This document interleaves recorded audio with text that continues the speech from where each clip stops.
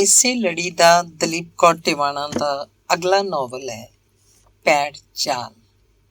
ਸਮਰਪਿਤ ਹੈ ਹਰ ਸ਼ਕੁੰਤਲਾ ਦੇ ਨਾਮ, ਇਸ ਜਨਮ 'ਚ ਭਾਵੇਂ ਉਹਦਾ ਕੋਈ ਵੀ ਨਾਮ ਹੈ। ਪਹਿਲਾ ਅੰਕ। ਖੂਹ ਦੀਆਂ ਟਿੰਡਾਂ ਵਾਂਗ ਵਕਤ ਗਿਰਦਾ ਜਾ ਰਿਹਾ ਸੀ। ਦਿਨ, ਮਹੀਨੇ ਤੇ ਸਾਲ ਲੰਘਦੇ ਜਾ ਰਹੇ ਸਨ, ਪਰ ਬੇਜੀ ਨੂੰ ਕਦੇ ਕਦੇ ਵਕਤ ਖਲੋ ਗਿਆ ਪ੍ਰਤੀਤ ਹੁੰਦਾ, ਖਾਸ ਕਰ ਉਦੋਂ ਜਦੋਂ ਸਿਮਰਨ ਆਪਣੀ ਮਾਂ ਸੀਮਾ ਵਰਗੀ ਕੋਈ ਗੱਲ ਕਰ ਦਿੰਦੀ।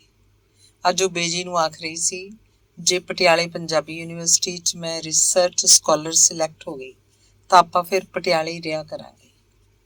ਸਿਮਰਨ ਦੇ ਮਾਮਾ ਜੀ ਨਹੀਂ ਸੀ ਚਾਹੁੰਦੇ ਸਿਮਰਨ ਇੰਟਰਵਿਊ ਦੇਣ ਜਾਏ। ਸ਼ਾਇਦ ਉਹ ਸੋਚਦੇ ਨੇ ਅਜੇ ਛੋਟੀ ਹੈ, ਨਾਦਾਨ ਹੈ, ਸਭ ਕੁਝ ਇਹਨੂੰ ਦੱਸਿਆ ਵੀ ਤਾਂ ਨਹੀਂ ਜਾ ਸਕਦਾ।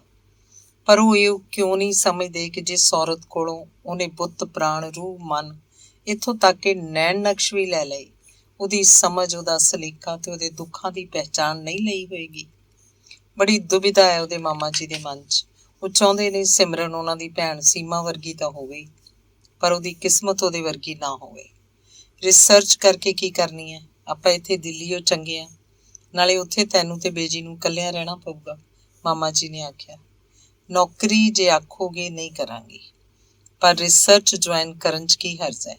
ਉੱਥੇ ਆਪਣੀ ਕੋਠੀ ਹੈ, ਮਾਲੀ ਮਾਲਣ ਤੇ ਉਹਨਾਂ ਦੇ ਬੱਚੇ ਨੇ, ਨਾਲੇ ਬੇਜੀ ਨਾਲ ਹੋਣਗੇ, ਸਿਮਰਨ ਨੇ ਆਖਿਆ। ਮਾਮਾ ਜੀ ਉਹਦੀਆਂ ਸਭ ਦਲੀਲਾਂ ਦੇ ਬਾਵਜੂਦ ਉਹਨੂੰ ਉੱਥੋਂ ਜਾਣੋਂ ਰੋਕਣਾ ਚਾਹੁੰਦੇ ਨੇ, ਪਰ ਫਿਰ ਸ਼ਾਇਦ ਉਹ ਇਹ ਸੋਚ ਕੇ ਕਿ ਉਹ ਇਹ ਨਾ ਸੋਚੇ ਕਿ ਜੇ ਉਹਨਾਂ ਦੀ ਥਾਂ ਉਹਦਾ ਪਾਪਾ ਹੁੰਦਾ ਉਹ ਕੁਝ ਨਹੀਂ ਆਖਦੇ। ਬੇਜੀ, ਜੇ ਮੈਂ ਸਿਲੈਕਟ ਹੋ ਗਈ ਫਿਰ ਆਪਾਂ ਪਟਿਆਲੇ ਚੱਲ ਕੇ ਰਹਾਂਗੇ। ਜਦੋਂ ਉਹਨੇ ਫੇਰ ਆਖਿਆ, ਬੇਜੀ ਕਿਧਰੇ ਖੋ ਜੇ ਗਏ। ਇੰਨੇ ਵਾਰੀ ਉਹ ਇੱਕੋ ਵੇਲੇ ਪਟਿਆਲੇ ਜਾਣਾ ਵੀ ਤੇ ਨਾ ਜਾਣਾ ਵੀ ਚਾਹੁੰਦੇ ਰਹੇ ਨੇ। ਸ਼ਾਇਦ ਇਸੇ ਲਈ ਉਹਨਾਂ ਤੋਂ ਸੋਚ ਨਹੀਂ ਹੋਇਆ ਕਿ ਉਹ ਖੁਸ਼ ਹੋਣ ਵਾਲੀ ਗੱਲ ਹੈ ਕਿ ਉਦਾਸ ਹੋਣ ਵਾਲੀ। ਚੱਲ ਛੱਡ, ਕੀ ਕਰਨਾ ਉੱਥੇ ਜਾ ਕੇ, ਬੇਜੀ ਨੇ ਉਖੜੇ ਜਿਹੇ ਮਨ ਨਾਲ ਆਖਿਆ। ਨਹੀਂ ਬੇਜੀ, ਮੈਂ ਤੇ ਪੱਕਾ ਫੈਸਲਾ ਕਰ ਲਿਆ, ਆਪਾਂ ਚੱਲਾਂਗੇ। ਸਿਮਰਨ ਨੇ ਜਦੋਂ ਆਖਿਆ, ਉਹ ਸੰਵਾਰ ਕੇ ਉਸ ਵੱਲ ਝਾਕੇ ਤੇ ਬਸ ਇੰਨਾ ਹੀ ਆਖਿਆ। ਸੀਮਾ ਵੀ ਜਿਸ ਗੱਲ ਦਾ ਫੈਸਲਾ ਕਰ ਲੈਂਦੀ ਸੀ ਪੁਗਾ ਕੇ ਹਟਦੀ ਸੀ। ਉਸੇ ਯੂਨੀਵਰਸਿਟੀ 'ਚ ਸੀਮਾ ਪੜ੍ਹਾਉਂਦੀ ਹੁੰਦੀ ਸੀ। ਉਹਨਾਂ ਨੇ ਸਿਮਰਨ ਨੂੰ ਇਉਂ ਦੱਸਿਆ ਜਿਵੇਂ ਇਸ ਗੱਲ ਦਾ ਉਹਨੂੰ ਪਤਾ ਨਾ ਹੋਵੇ। ਇਸ ਕੱਤੇ ਤੋਂ 21ਵਾਂ ਸਾਲ ਲੱਗ ਗਿਆ। ਉਹ ਜਾਣੀ ਜਿਵੇਂ ਕੱਲ੍ਹ ਦੀ ਗੱਲ ਹੈ। ਤੇਰੇ ਵਰਗੀ ਉਹ ਸੀ, ਉਹ ਤੇਰੇ ਵਾਂਗੂ ਹੀ ਸਿੱਧਾ ਚੀਰ ਕੱਢ ਕੇ ਇੱਕ ਗੁੱਤ ਕਰਦੀ ਹੁੰਦੀ ਸੀ। ਕਮੀਜ਼ ਸਲਵਾਰ ਪਾ ਕੇ ਪੜ੍ਹਾਉਣ ਚਲੀ ਜਾਂਦੀ। ਬੇਜੀ ਜਿਵੇਂ ਆਪਣੇ ਆਪ ਨਾਲ ਗੱਲਾਂ ਕਰ ਰਹੇ ਸਨ। ਸਿਮਰਨ ਨੇ ਕਿਧਰੇ ਪੜ੍ਹਿਆ ਸੀ ਕਿ ਰੂਹ ਕਦੇ ਮਰਦੀ ਨਹੀਂ, ਸਿਰਫ ਜਿਸਮ ਬਦਲਦੀ ਹੈ। ਇਹਦਾ ਮਤਲਬ ਹੈ ਮੇਰੀ ਮੰਮੀ ਸੀਮਾ ਵੀ ਕਿਧਰੇ ਹੈ। ਉਹਨੇ ਸੋਚਿਆ, ਉਹ ਜਿੱਥੇ ਕਿਧਰੇ ਵੀ ਹੈ, ਮੇਰਾ ਆਖਣ ਨੂੰ ਮਨ ਕਰਦਾ, ਮੰਮੀ ਬੇਜੀ ਤੈਨੂੰ ਬਹੁਤ ਯਾਦ ਕਰਦੇ ਨੇ ਤੇ ਮਾਮਾ ਜੀ ਵੀ। ਤੇ ਮੈਂ ਤੈਨੂੰ ਸਿਰਫ ਇੱਕ ਵਾਰ ਵੇਖਣਾ ਚਾਹੁੰਦੀ ਹਾਂ ਕਿ ਤੂੰ ਕਿਹੋ ਜਿਹੀ ਸੀ, ਤੇਰੀ ਸ਼ਕਲ ਕਿਹੋ ਜਿਹੀ ਸੀ, ਤੂੰ ਹੱਸਦੀ ਕਿਵੇਂ ਹੁੰਦੀ ਸੀ। ਉਂਝ ਤਾਂ ਆਖਦੇ ਨੇ ਤੇਰੀ ਸ਼ਕਲ ਮੇਰੇ ਵਰਗੀ ਸੀ। ਜੇ ਸੱਚੀ ਰੂਹ ਕਦੇ ਮਰਦੀ ਨਹੀਂ, ਸਿਰਫ ਜਿਸਮ ਬਦਲਦੀ ਹੈ, ਫਿਰ ਤਾਂ ਕਦੇ ਨਾ ਕਦੇ, ਕਿਤੇ ਨਾ ਕਿਤੇ ਮੇਰੀ ਮੰਮੀ ਮਿਲ ਵੀ ਸਕਦੀ ਹੈ ਨਾ। ਸਿਮਰਨ ਨੇ ਸੋਚਿਆ। ਤੇ ਪਾਪਾ ਕਿੱਥੇ ਚਲੇ ਗਏ? ਪਾਪਾ? ਕੀ ਉਹਨਾਂ ਦਾ ਕਦੇ ਮੈਨੂੰ ਵੇਖਣ ਨੂੰ ਜੀ ਨਹੀਂ ਕਰਦਾ? ਉਹ ਆਪਣੇ ਆਪ ਕੋਲੋਂ ਪੁੱਛ ਰਹੀ ਸੀ। ਅੰਗ ਦੂਸਰਾ। ਕੱਲ ਪਟਿਆਲੇ ਸਿਮਰਨ ਦੀ ਇੰਟਰਵਿਊ ਸੀ। ਉਹਨੂੰ ਕੋਈ ਤੌਖਲਾ ਨਹੀਂ ਮਹਿਸੂਸ ਹੋ ਰਿਹਾ, ਜਿਵੇਂ ਪਹਿਲਾਂ ਹੀ ਉਹ ਸਭ ਕੁਝ ਜਿੱਥੇ ਉਹ ਜਾ ਰਹੀ ਸੀ ਕਿਵੇਂ ਨਾ ਕਿਵੇਂ ਉਹਦੀ ਜ਼ਿੰਦਗੀ ਦਾ ਹਿੱਸਾ ਸੀ। ਉਹਨੇ ਉਸੇ ਸਭ ਕੁਝ ਨੂੰ ਜਿਉਣ ਲਈ ਉੱਥੇ ਜਾਣਾ ਹੀ ਸੀ, ਜਿਵੇਂ ਕੋਈ ਆਪਣੀਆਂ ਹੀ ਪੈੜਾਂ ਲੱਭਦਾ ਤੁਰਿਆ ਜਾ ਰਿਹਾ ਹੋਵੇ।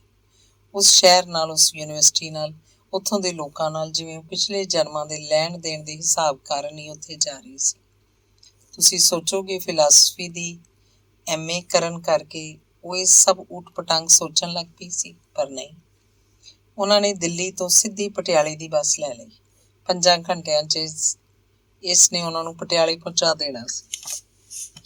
ਸਿਮਰਨ ਬਹੁਤ ਛੋਟੀ ਸੀ ਜਦੋਂ ਉਹਦੇ ਮਾਮਾ ਜੀ ਉਹਨੂੰ ਤੇ ਬੇਜੀ ਨੂੰ ਆਪਣੇ ਕੋਲ ਦਿੱਲੀ ਲੈ ਗਏ ਸਨ।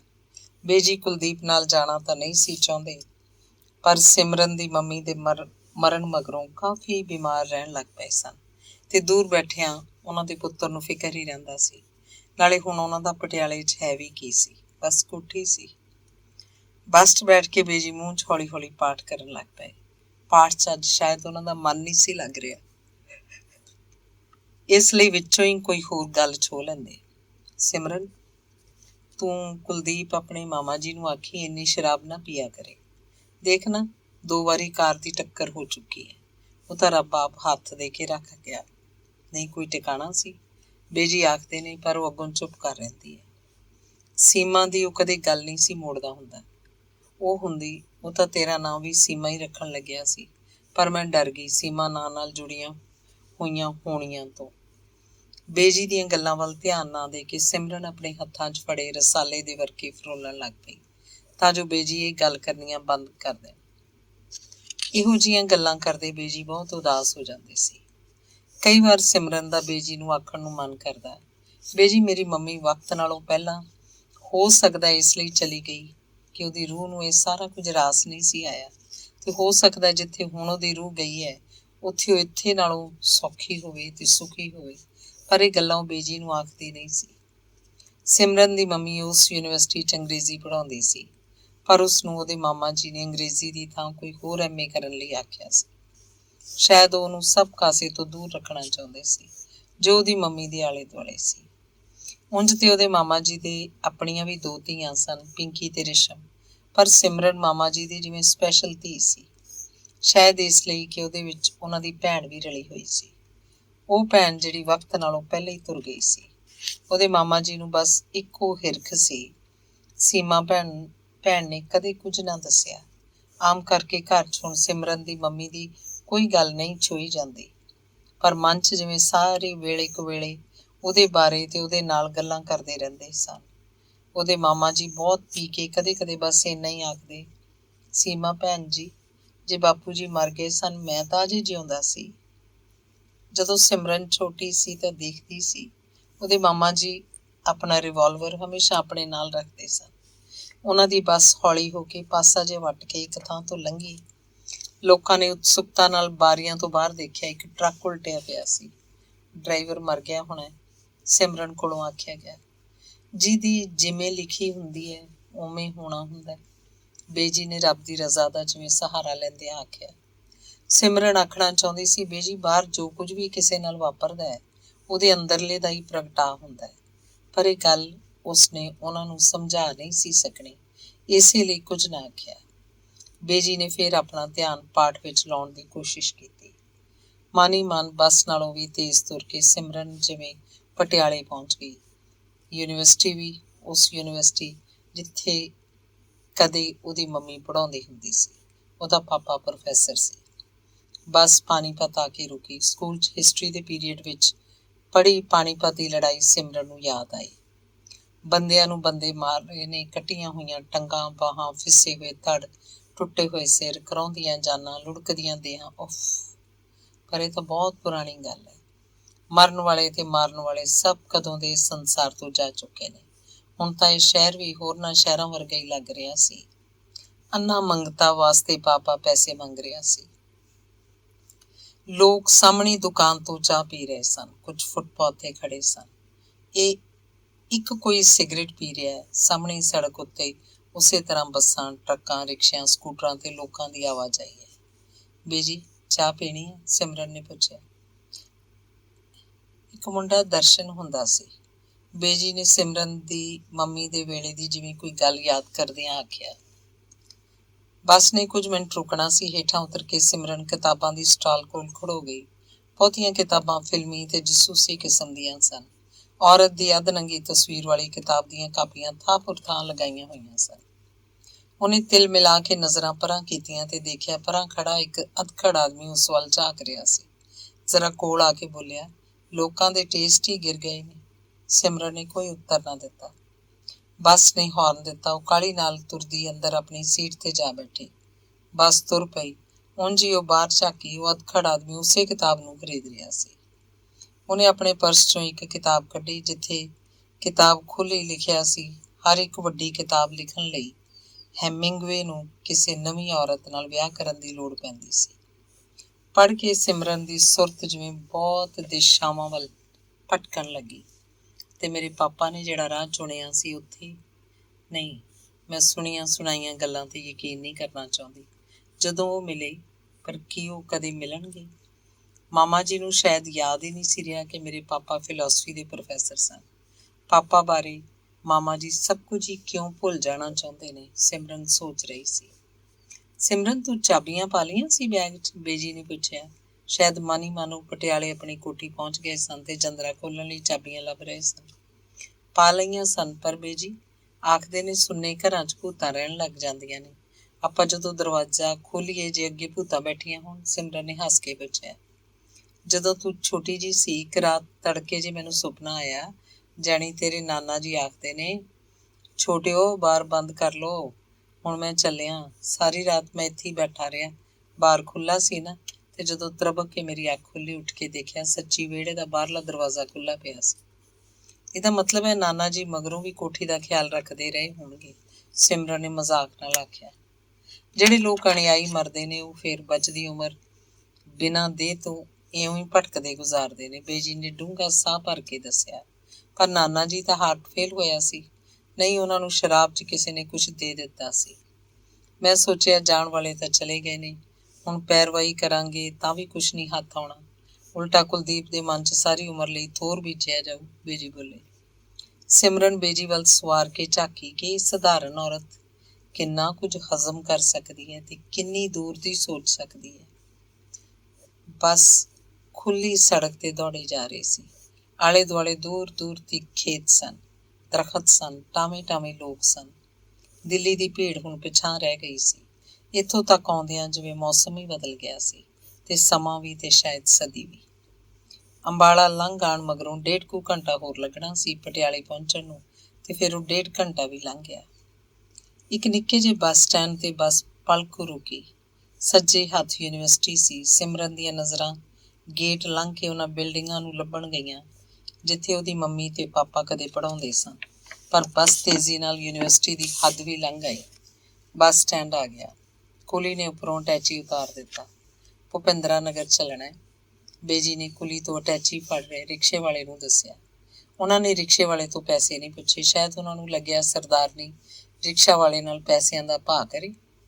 ਕਚਹਿਰੀਆਂ, ਗਾਂਧੀ ਦਾ ਬੁੱਤ, 12 ਦਰੀ, ਲੀਲਾ ਭਵਨ ਲੰਘ ਕੇ ਰਿਕਸ਼ਾ ਭੁਪਿੰਦਰਾ ਨਗਰ 'ਚ ਉਹਨਾਂ ਦੀ ਕੋਠੀ ਦੇ ਅੱਗੇ ਆ ਗਿਆ।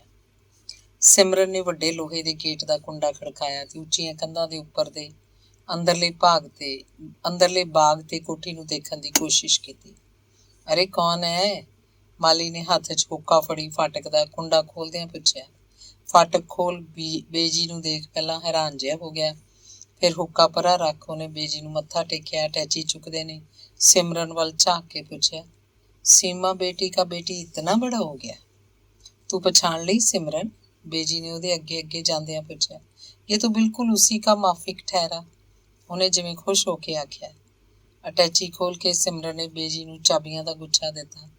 ਉਹਨਾਂ ਨੇ ਜ਼ੋਰ ਲਾ ਕੇ ਵੱਡਾ ਭਾਰਾ ਜੰਦਰਾ ਖੋਲ੍ਹਿਆ। ਵਰਾਂਡੇ ਦੇ ਨਾਲ ਡਰਾਇੰਗ ਰੂਮ ਸੀ। ਪੁਰਾਣੇ ਮਹਿੰਗੇ ਭਾਰੇ ਫਰਨੀਚਰ ਵਾਲਾ, ਰੇਸ਼ਮੀ ਪਰਦਿਆਂ ਵਾਲਾ, ਸੁਨਹਿਰੀ ਫਰੇਮਾਂ 'ਚ ਵੱਡੀਆਂ ਵੱਡੀਆਂ ਤਸਵੀਰਾਂ ਉੱਪਰ ਗਰਦ ਦੀਆਂ ਤਹਿਆਂ ਵਾਲਾ, ਪੈਰਾਂ ਵਿੱਚ ਇਰਾਨੀ ਕਾਰਪੈਟ ਵਾਲਾ ਇਹ ਡਰਾਇੰਗ ਰੂਮ ਇਸ ਘਰ ਦੇ ਇਤਿਹਾਸ ਦਾ ਇੱਕ ਜ਼ਰੂਰੀ ਹਿੱਸਾ ਬਣਿਆ ਖੜੋਤਾ ਸੀ। ਮਾਲੀ ਦੁੱਧ ਲੈਣ ਤੇ ਮਾਲਣ ਨੂੰ ਸੱਦਣ ਚਲਾ ਗਿਆ ਸੀ। ਉਹ ਆ ਕੇ ਚਾਹ ਬਣਾ ਕੇ ਦੇਵੇ। ਬੇਜੀ ਬਾਕੀ ਕਮਰਿਆਂ ਦੇ ਦਰਵਾਜ਼ੇ ਖੋਲ ਰਹੇ ਸਨ। ਡਰਾਇੰਗ ਰੂਮ 'ਚ ਲੱਗੀਆਂ ਪੇਂਟਿੰਗਸ ਹੇਠਾਂ ਸਿਮਰਨ ਦੀ ਮੰਮੀ ਦਾ ਨਾਮ ਲਿਖਿਆ ਆਇਆ ਸੀ। ਜ਼ਾਹਿਰ ਸੀ ਉਸੇ ਦੀਆਂ ਬਣਾਈਆਂ ਹੋਈਆਂ ਨੇ। ਇੱਕ ਉਹਨੇ ਆਪਣੀ ਵੀ ਤਸਵੀਰ ਬਣਾਈ ਹੋਈ ਸੀ। ਹਲਕੇ ਧੀਮੇ ਮੱਧਮ ਸੁਰਾਂ ਵਾਲੇ ਘੁਲਵੇਂ ਰੰਗ ਉਹਦੇ ਸੁਭਾਅ, ਉਹਦੀ ਸੋਚ, ਉਹਦੀ ਸਮਝ ਤੇ ਉਹਦੇ ਸਲੀਕੇ ਬਾਰੇ ਬਹੁਤ ਕੁਝ ਧੀਮੀਆਂ ਤੇ ਮੱਧਮ ਸੁਰਾਂ 'ਚ ਹੀ ਦੱਸ ਰਹੇ ਸਨ। ਇਹ ਤਸਵੀਰਾਂ ਸਿਮਰਨ ਨੇ ਕਈ ਸਾਲ ਪਹਿਲੇ ਹੀ ਦੇਖੀਆਂ ਸਨ, ਪਰ ਉਦੋਂ ਇਹਨਾਂ ਨੂੰ ਇਉਂ ਜਾਣਨ ਜੋਗੀ ਨਹੀਂ ਸੀ। ਮਾਲਣ ਆ ਕੇ ਬੇਜੀ ਨੂੰ ਮੱਥਾ ਟੇਕ ਕੇ ਚਾਹ ਬਣਾਉਣ ਲੱਗ ਪਈ। ਮਾਲੀ ਨੇ ਕੁਰਸੀਆਂ ਵਿਹੜੇ 'ਚ ਰੱਖ ਦਿੱਤੀਆਂ। ਉਹਨਾਂ ਨੂੰ ਚਾਹ ਦੇ ਕੇ ਮਾਲੀ ਚੀਜ਼ਾਂ ਝਾੜਨ ਪੂੰਝਣ ਲੱਗ ਪਿਆ ਤੇ ਮਾਲਣ ਕਮਰੇ ਸਾਫ਼ ਕਰਨ ਲੱਗੇ। ਵਿਹੜੇ ਦੇ ਅੰਦਰ ਸਭ ਵੇਲਾਂ ਬੂਟੇ ਮੁਰਝਾਏ ਪਏ ਸਨ। ਸਿਰਫ ਵਰਾਂਡੇ 'ਚ ਰੱਖੇ ਵੱਡੇ ਵੱਡੇ ਪਿੱਤਲ ਦੇ ਗਮਲਿਆਂ ਵਿੱਚ ਹਰੇ ਪੱਤਿਆਂ ਵਾਲੀਆਂ ਟਾਹਣੀਆਂ ਦੇ ਨਵੇਂ ਪੱਤੇ ਨਿਕਲ ਰਹੇ ਸਨ। ਕੋਲ ਜਾ ਕੇ ਦੇਖਿਆ, ਗਮਲਿਆਂ 'ਚ ਮਿੱਟੀ ਨਹੀਂ ਸੀ, ਸਿਰਫ ਪਾਣੀ ਸੀ ਜੋ ਕਈ ਮਹੀਨੇ ਹੋਏ ਜਦੋਂ ਬੇਜੀ ਆਈ ਸੀ ਪਾ ਗਏ ਸੀ। ਪਾਣੀ ਵਿੱਚ ਹੀ ਉਹਨਾਂ ਟਾਹਣੀਆਂ ਦੀਆਂ ਜੜ੍ਹਾਂ ਫੈਲੀਆਂ ਹੋਈਆਂ ਸਨ। ਕਮਾਲ ਹੈ, ਨਿਰੇ ਪਾਣੀ 'ਚ ਹੀ ਇਸ ਬੂਟੇ ਦੇ ਪੱਤੇ ਫੁੱਟ ਆਏ ਨੇ ਤੇ ਨਾਲੇ ਜੜ੍ਹਾਂ, ਸਿਮਰਨ ਨੇ ਬੇਜੀ ਨੂੰ ਆਖਿਆ। ਹਾਂ ਹੁੰਦੇ ਨੇ ਕੁਝ ਬੂਟੇ ਇਹੋ ਜਿਹੇ ਵੀ।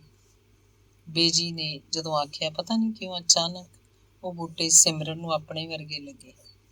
ਅੰਗ ਤੀਸਰਾ। ਇੰਟਰਵਿਊ ਲਈ ਸਿਮਰਨ ਯੂਨੀਵਰਸਿਟੀ ਗਈ। ਬਿਲਡਿੰਗਾਂ, ਲੌਨ, ਫੁੱਲ, ਲੋਕ, ਕੁਝ ਵੀ ਓਪਰਾ ਨਹੀਂ ਸੀ। ਜਿਵੇਂ ਕਿਸੇ ਹੋਰ ਜਨਮ, ਕਿਸੇ ਹੋਰ ਸਮੇਂ, ਕਿਸੇ ਹੋਰ ਧਰਤੀ, ਤੇ ਉਹ ਇਹਨਾਂ ਸਭਨਾਂ ਨਾਲ ਪਰਿਚਿਤ ਸੀ। ਸਿਮਰਨ ਨੂੰ ਇਹ ਵੀ ਪਤਾ ਸੀ ਕਿ ਉਹ ਸਿਲੈਕਟ ਹੋ ਜਾਏਗੀ। ਇਸ ਕਰਕੇ ਨਹੀਂ ਕਿ ਉਹਨੇ ਹਰ ਜਮਾਤ ਅੱਵਲ ਲੈ ਕੇ ਪਾਸ ਕੀਤੀ ਸੀ, ਸਗੋਂ ਇਸ ਲਈ ਕਿ ਜਦੋਂ ਕਦੇ ਉਹਨੇ ਜੋ ਕੁਝ ਜਿਵੇਂ ਵੀ ਚਾਹਿਆ ਉਸੇ ਤਰ੍ਹਾਂ ਹੋ ਗਿਆ। ਇਹ ਗੱਲ ਕੋਈ ਸਮਝ ਨਹੀਂ ਸਕਦਾ ਤੇ ਨਾ ਹੀ ਸਮਝਾਈ ਜਾ ਸਕਦੀ ਹੈ ਕਿ ਤੁਸੀਂ ਚਾਹੋ ਤਾਂ ਧੁੱਪ ਚੜਾ ਸਕਦੇ ਹੋ, ਚਾਹੋ ਤਾਂ ਬੱਦਲ ਵਰਾ ਸਕਦੇ ਹੋ, ਬਸ ਤੁਹਾਡੇ ਚਾਹੁਣ 'ਚ ਸਮਰੱਥਾ ਚਾਹੀਦੀ ਹੈ। ਇਹ ਵੀ ਸਿਮਰਨ ਨੇ ਚਾਹਿਆ ਸੀ ਪਟਿਆਲੇ ਫਿਲਾਸਫੀ ਡਿਪਾਰਟਮੈਂਟ ਵਿੱਚ ਰਿਸਰਚ ਸਕਾਲਰ ਦੀ ਐਡਵਰਟਾਈਜ਼ਮੈਂਟ ਅਖਬਾਰ 'ਚ ਆ ਜਾਵੇ। ਉਹਦੇ ਮਾਮਾ ਜੀ ਜਦੋਂ ਵਲਾਇਤ ਗਏ ਸਨ ਤਾਂ ਉਹਨੇ ਉਹਨਾਂ ਨੂੰ ਆਖਿਆ ਨਹੀਂ ਸੀ, ਸਿਰਫ ਚਾਹਿਆ ਸੀ। ਉਹਦੇ ਲਈ ਪਾਰਕਰ ਦਾ ਪੈਨ ਤੇ ਉਹਦੇ ਕਮਰੇ ਲਈ ਸਫੈਦ ਨਾਇਲਨ ਦੇ ਪਰਦੇ ਲੈ ਆਉਣ, ਤੇ ਉਹ ਸੱਚੀ ਪਾਰਕਰ ਦਾ ਪੈਨ ਤੇ ਸਫੈਦ ਨਾਇਲਨ ਦੇ ਪਰਦੇ ਲੈ ਆਏ ਸਨ। ਕੀ ਇਹ ਮਹਿਜ਼ ਇਤਫਾਕ ਹੈ? ਇੰਟਰਵਿਊ ਵੇਲੇ ਸਿਮਰਨ ਦੇ ਫਾਰਮ ਉੱਪਰ ਸਪੁੱਤਰੀ ਡਾਕਟਰ ਅਮਰ ਪੜ੍ਹ ਕੇ ਪ੍ਰੋਫੈਸਰ ਹੈਡ ਐਨਕ ਦੇ ਸ਼ੀਸ਼ਿਆਂ ਵਿੱਚ ਹੀ ਧਿਆਨ ਨਾਲ ਉਸ ਵੱਲ ਝਾਕਿਆ। ਉਹ ਜਾਣ ਕੇ ਪਰਾਂ ਦੇਖਣ ਲੱਗ ਪਈ। ਉਹ ਨਹੀਂ ਸੀ ਚਾਹੁੰਦੀ ਉਹਦੇ ਨਕਸ਼ਾਂ ਤੋਂ ਕੁਝ ਪੜ੍ਹ ਸਕੇ। ਇੰਟਰਵਿਊ ਤੋਂ ਮਗਰੋਂ ਬੇਮਤਲਬ ਹੀ ਉਹ ਟੀਚਰਾਂ ਦੇ ਕਮਰਿਆਂ ਅੱਗੇ ਉਹਨਾਂ ਦੇ ਨਾਵਾਂ ਦੀਆਂ ਤਖਤੀਆਂ ਪੜ੍ਹਦੀ ਇੱਧਰੋਂ ਉੱਧਰ ਗਈ। ਸ਼ਾਇਦ ਮਨ ਨੇ ਸੋਚਿਆ ਹੋਣਾ ਕਦੇ ਇਹਨਾਂ ਵਿੱਚੋਂ ਕੋਈ ਕਮਰਾ ਮੇਰੇ ਪਾਪਾ ਦਾ ਹੋਏਗਾ। ਸਿਲੈਕਟ ਤਾਂ ਉਹਨੇ ਹੋ ਹੀ ਜਾਣਾ ਸੀ, ਪਰ ਕਈ ਦਿਨ ਫੈਸਲਾ ਨਾ ਹੋ ਸਕਿਆ। ਮਗਰੋਂ ਪਤਾ ਲੱਗਿਆ ਕਿਸੇ ਘੱਟ ਨੰਬਰਾਂ ਵਾਲੇ ਲੜਕੇ ਲਈ ਕਿਸੇ ਤਕੜੇ ਮਿਨਿਸਟਰ ਦੀ ਸਿਫਾਰਿਸ਼ ਆਈ ਹੋਈ ਸੀ। VC ਨੇ ਹੈੱਡ ਨੂੰ ਤੇ ਹੈੱਡ ਨੇ ਚੋਣ ਕਮੇਟੀ ਨੂੰ ਆਪਣੀ ਮਜਬੂਰੀ ਦੱਸ ਦਿੱਤੀ ਸੀ। ਗੱਲ ਬੜੇ ਆਰਾਮ ਨਾਲ ਨਿਬੜ ਜਾਣੀ ਸੀ, ਪਰ ਜਦੋਂ ਦੇ ਸਟੂਡੈਂਟਸ ਯੂਨੀਅਨ ਦਾ ਪ੍ਰੈਜ਼ੀਡੈਂਟ ਤੇ ਟੀਚਰਸ ਯੂਨੀਅਨ ਦਾ ਪ੍ਰੈਜ਼ੀਡੈਂਟ ਸਾਰੀਆਂ ਚੋਣ ਕਮੇਟੀਆਂ ਦੇ ਮੈਂਬਰ ਬਣ ਗਏ ਸਨ, ਮਾਮਲਾ ਬੜਾ ਉਲਝ ਗਿਆ ਸੀ, ਕਿਉਂਕਿ ਉਹਨਾਂ ਲਈ ਵੱਡੇ ਵਜ਼ੀਰ ਦੀ ਸਿਫਾਰਿਸ਼ ਕੋਈ ਮਜਬੂਰੀ ਨਹੀਂ ਸੀ। ਅਖੀਰ ਫੈਸਲਾ ਇਹ ਹੋਇਆ ਕਿ ਰਿਸਰਚ ਸਕਾਲਰ ਇੱਕ ਦੀ ਥਾਂ 2 ਰੱਖ ਲਏ ਜਾਣ। ਕਿਸੇ ਨੂੰ ਕੀ ਇਤਰਾਜ਼ ਹੋ ਸਕਦਾ ਸੀ? ਪਰ ਉਸ ਲੜਕੇ ਬਲਦੇਵ ਨੂੰ ਇਤਰਾਜ਼ ਸੀ ਕਿ ਨਾਲ ਉਹ ਕਿਉਂ ਰੱਖੀ ਗਈ ਹੈ। ਉਹ ਤਾਂ ਇਹ ਵੀ ਪੁੱਛਦਾ ਸੀ ਕਿ ਇਸ ਲੜਕੀ ਨੇ ਕਿਹਦੀ ਸਿਫਾਰਿਸ਼ ਕਰਵਾਈ ਸੀ। ਸਿਮਰਨ ਨੇ ਰਿਸਰਚ ਲਈ ਵਿਸ਼ਾ ਪੰਜਾਬੀ ਲੇਖਕ ਔਰਤਾਂ ਦੀ ਨਾਰੀ ਚੇਤਨਤਾ ਦਾ ਦਾਰਸ਼ਨਿਕ ਆਧਾਰ ਚੁਣਿਆ ਸੀ ਤੇ ਮਿਸ ਸੌਂਦੀ ਨੂੰ ਆਪਣੀ ਗਾਈਡ ਮੰਗਿਆ ਸੀ। ਮਿਸ ਸੌਂਦੀ ਕਵਿਤਾ ਲਿਖਦੀ, ਫਿਲਾਸਫੀ ਪੜ੍ਹਾਉਂਦੀ ਸੀ। ਪਿੱਛੇ ਇਹ ਵੀ ਪਤਾ ਲੱਗਿਆ ਕਿ ਮਿਸ ਸੌਂਦੀ ਕਵਿਤਾ ਤੇ ਫਿਲਾਸਫੀ ਨੂੰ ਜੋੜ ਕੇ ਜਿਉਣ ਦੀ ਕੋਸ਼ਿਸ਼ ਵੀ ਕਰਦੀ ਸੀ। ਤੁਸੀਂ ਇਹ ਵਿਸ਼ਾ ਤੇ ਮਿਸ ਸੌਂਦੀ ਨੂੰ ਗਾਈਡ ਕਿਉਂ ਚੁਣਿਆ? ਰਿਸਰਚ ਕਮੇਟੀ ਦੇ ਪ੍ਰਧਾਨ ਨੇ ਪੁੱਛਿਆ। ਰਿਸਰਚ ਤਾਂ ਇੱਕ ਸਾਧਨ ਹੈ ਆਪਣੇ ਆਪ ਨੂੰ ਭਾਲਣ ਦਾ, ਤੇ ਮਿਸ ਸੌਂਦੀ ਔਰਤ ਨੇ, ਲੇਖਕਾਂ ਨੇ, ਫਿਲਾਸਫੀ ਦੇ ਟੀਚਰ ਨੇ, ਇਸ ਲਈ। ਜਦੋਂ ਉਹਨੇ ਆਖਿਆ, ਉਹ ਹੈਰਾਨ ਜਿਹਾ ਹੋ ਕੇ ਸਿਮਰਨ ਵੱਲ ਝਾਕਿਆ। ਯੂਨੀਵਰਸਿਟੀਆਂ 'ਚ ਰਿਸਰਚ ਲੋਕ ਡਿਗਰੀਆਂ ਲਈ ਕਰਦੇ ਨੇ, ਆਪਣੇ ਆਪ ਨੂੰ ਭਾਲਣ ਵਾਲੀ ਰਿਸਰਚ ਲਈ ਯੂਨੀਵਰਸਿਟੀ 'ਚ ਆਉਣ ਦੀ ਤਾਂ ਲੋੜ ਹੀ ਨਹੀਂ ਹੁੰਦੀ। ਫਿਲਾਸਫੀ ਦੇ ਹੈੱਡ ਨੇ ਜ਼ਰਾ ਕੁ ਹੱਸ ਕੇ ਆਖਿਆ। ਸਿਮਰਨ ਚੁੱਪ ਕਰ ਰਹੀ। ਉਹ ਇਸ ਪੱਧਰ ਦੀ ਬਹਿਸ ਨਹੀਂ ਸੀ ਕਰਨਾ ਚਾਹੁੰਦੀ। ਤੁਹਾਡੇ ਫਾਦਰ ਕੀ ਕੰਮ ਕਰਦੇ ਨੇ? ਇੱਕ ਮੈਂਬਰ ਨੇ ਪੁੱਛਿਆ। ਕੁਝ ਨਹੀਂ ਕਰਦੇ, ਉਹਨੇ ਰੁੱਖਾ ਜਿਹਾ ਉੱਤਰ ਦਿੱਤਾ। ਨਾਰੀ, ਲੇਖਕਾ, ਚੇਤਨਤਾ, ਦਾਰਸ਼ਨਿਕ ਆਧਾਰ, ਇਹ ਸਭ ਗੱਲਾਂ ਨੂੰ ਠੀਕ ਤਰ੍ਹਾਂ ਸੋਚ ਕੇ ਵਿਸ਼ਾ ਚੁਣਿਆ ਹੈ ਨਾ? ਇੱਕ ਹੋਰ ਮੈਂਬਰ ਨੇ ਪੁੱਛਿਆ। ਸਿਮਰਨ ਦਾ ਆਖਣ ਨੂੰ ਮਨ ਕੀਤਾ, ਪਤਾ ਨਹੀਂ ਕਿੱਥੇ ਕਿੱਥੇ, ਕਿਸ ਕਿਸ ਜਨਮ 'ਚ ਕੀ ਮੈਂ ਪੜ੍ਹਿਆ, ਜਾਣਿਆ, ਜਿਉਇਆ। ਫਿਲਾਸਫੀ ਦੇ ਪ੍ਰੋਫੈਸਰ ਡਾਕਟਰ ਅਮਰ ਤੇ ਅੰਗਰੇਜ਼ੀ ਦੀ ਪ੍ਰੋਫੈਸਰ ਸੀਮਾ ਦੇ ਘਰ ਜੰਮਣਾ ਮਹਿਜ਼ ਇੱਕ ਇਤਫਾਕ ਜਾਂ ਹਾਦਸਾ ਨਹੀਂ, ਤੇ ਨਾਰੀ, ਲੇਖਕਾ, ਚੇਤਨਤਾ, ਦਾਰਸ਼ਨਿਕ ਆਧਾਰ ਵੀ ਮੇਰੇ ਲਈ ਮਹਿਜ਼ ਲਫ਼ਜ਼ ਨਹੀਂ। ਉਹ ਸਿਰਫ ਉਸ ਮੈਂਬਰ ਵੱਲ ਝਾਕੀ, ਬੋਲੀ ਕੁਝ ਨਹੀਂ। ਰਿਸਰਚ ਲਈ ਉਹਦਾ ਇਹ ਵਿਸ਼ਾ ਮਨਜ਼ੂਰ ਹੋ ਗਿਆ। ਜੇ ਤੂੰ ਹੈੱਡ ਨੂੰ ਗਾਈਡ ਬਣਾ ਲਵੇਂ, ਬਹੁਤ ਗੱਲਾਂ 'ਚ ਆਸਾਨੀ ਰਹੇਗੀ ਤੇ ਡਿਗਰੀ ਛੇਤੀ ਮਿਲ ਜਾਏਗੀ। ਮਿਸ ਸੌਂਦੀ ਨੇ ਪਿੱਛੋਂ ਸਮਝ ਆਉਣ ਵਾਲੀ ਗੱਲ ਇਹ ਦੱਸ ਕੇ ਸਮਝਾਉਣੀ ਚਾਹੀ ਸੀ, ਪਰ ਸਿਮਰਨ ਨੇ ਹੱਸ ਕੇ ਆਖ ਦਿੱਤਾ ਸੀ, ਡਿਗਰੀ ਲੈਣ ਦੀ ਮੈਨੂੰ ਐਡੀ ਕਾਹਲੀ ਨਹੀਂ। ਤੇਰੇ ਖਿਆਲ 'ਚ ਜਦੋਂ ਕੋਈ ਔਰਤ ਲਿਖਦੀ ਹੈ ਤੇ ਕਿਉਂ ਲਿਖਦੀ ਹੈ? ਮਿਸ ਸੌਂਦੀ ਨੇ ਸ਼ਾਇਦ ਸਿਮਰਨ ਦੇ ਮਾਨਸਿਕ ਪੱਧਰ ਦਾ ਜਾਇਜ਼ਾ ਲੈਣ ਲਈ ਪੁੱਛਿਆ। ਕੋਈ ਔਰਤ ਲਿਖਤ ਰਾਹੀਂ ਆਪਣੇ ਆਪ ਤੱਕ ਪਹੁੰਚਣ ਦਾ ਯਤਨ ਕਰਦੀ ਹੈ ਤੇ ਕੋਈ ਆਪਣੇ ਆਪ ਤੋਂ ਪਾਰ ਲੰਘ ਜਾਣ ਦੀ। ਸਿਮਰਨ ਨੇ ਜਦੋਂ ਆਖਿਆ ਤਾਂ ਪਤਾ ਨਹੀਂ ਕਿਉਂ ਮਿਸ ਸੌਂਦੀ ਨੇ ਪੁੱਛਿਆ, ਤੇਰੀ ਮਦਰ ਕੌਣ ਹੈ? ਮੇਰੀ ਮਦਰ ਨਹੀਂ ਹੈ, ਸਿਮਰਨ ਨੇ ਸ਼ਾਇਦ ਉਦਾਸ ਜਿਹਾ ਉੱਤਰ ਦਿੱਤਾ ਸੀ। ਪਰ ਨਾਲ ਉਹ ਸੋਚਦੀ ਰਹੀ, ਲੋਕ ਫਾਦਰ ਬਾਰੇ ਪੁੱਛਦੇ ਹੁੰਦੇ ਨੇ, ਮਿਸ ਸੌਂਦੀ ਨੇ ਮਦਰ ਬਾਰੇ ਕਿਉਂ ਪੁੱਛਿਆ। ਸਿਮਰਨ ਨੇ ਪੰਜਾਬੀ ਲੇਖਕ ਔਰਤਾਂ ਦੀਆਂ ਕਿਤਾਬਾਂ ਮੁੜ ਇੱਕ ਸਿਰੇ ਤੋਂ ਪੜ੍ਹਨੀਆਂ ਸ਼ੁਰੂ ਕਰ ਦਿੱਤੀਆਂ।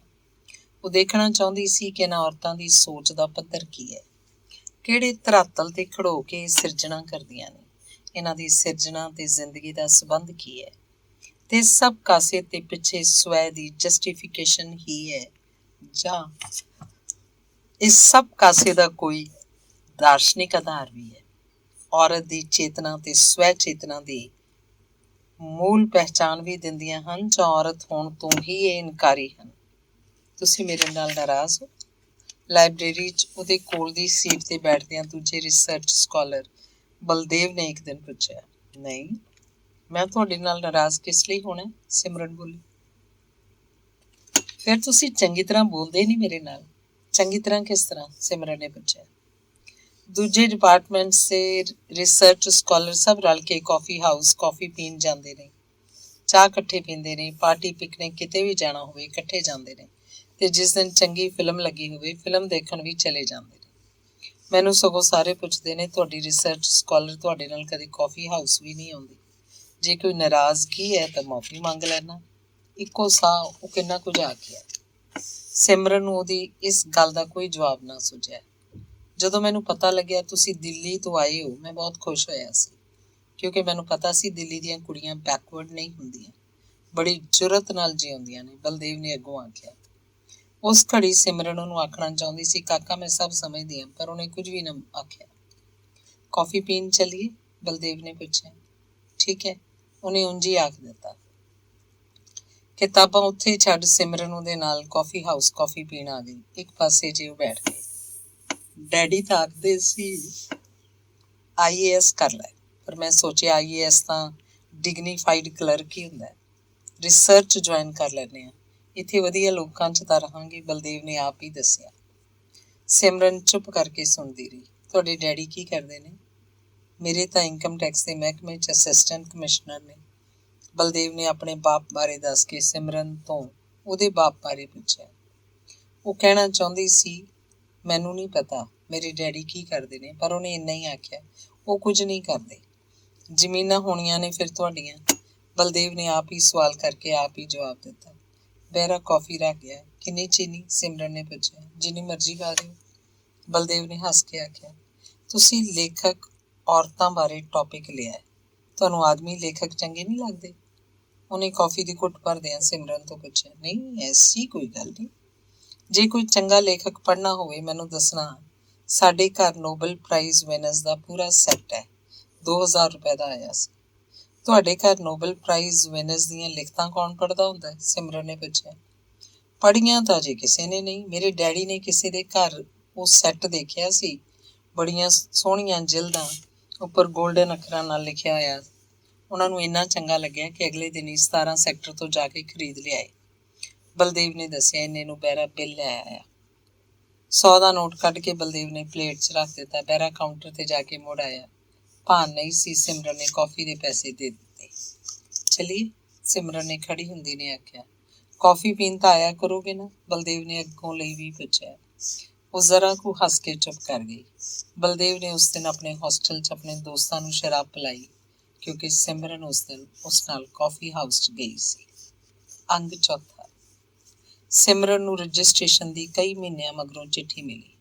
ਗਾਈਡ ਮਿਸ ਸੌਂਦੀ ਨਹੀਂ ਸੀ ਬਣਾਈ ਗਈ। ਸਰ ਇਹ ਕਿਵੇਂ ਹੋ ਗਿਆ? ਉਹਨੇ ਹੈੱਡ ਦੇ ਕਮਰੇ 'ਚ ਜਾ ਕੇ ਹੈਰਾਨੀ ਨਾਲ ਪੁੱਛਿਆ। ਜਾ ਕੇ ਅਕੈਡਮਿਕ ਕਾਉਂਸਲ ਤੋਂ ਪੁੱਛੋ, ਮੈਂ ਕੀ ਦੱਸ ਸਕਦਾ, ਉਹਨੇ ਰੁੱਖਾ ਜਿਹਾ ਜਵਾਬ ਦਿੱਤਾ। ਇਹ ਇਤਰਾਜ਼ ਕਰਦੇ ਨੇ ਕਿ ਮਿਸ ਸੌਂਦੀ ਨੂੰ ਇਹਨਾਂ ਦੀ ਗਾਈਡ ਕਿਉਂ ਨਹੀਂ ਬਣਾਇਆ।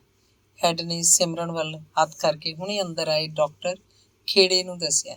ਕੀ ਗੱਲ, ਅਸੀਂ ਤੁਹਾਨੂੰ ਪਸੰਦ ਨਹੀਂ? ਡਾਕਟਰ ਖੇੜੇ ਨੇ ਹੱਸ ਕੇ ਆਖਿਆ। ਸਿਮਰਨ ਨੇ ਕੋਈ ਉੱਤਰ ਨਾ ਦਿੱਤਾ।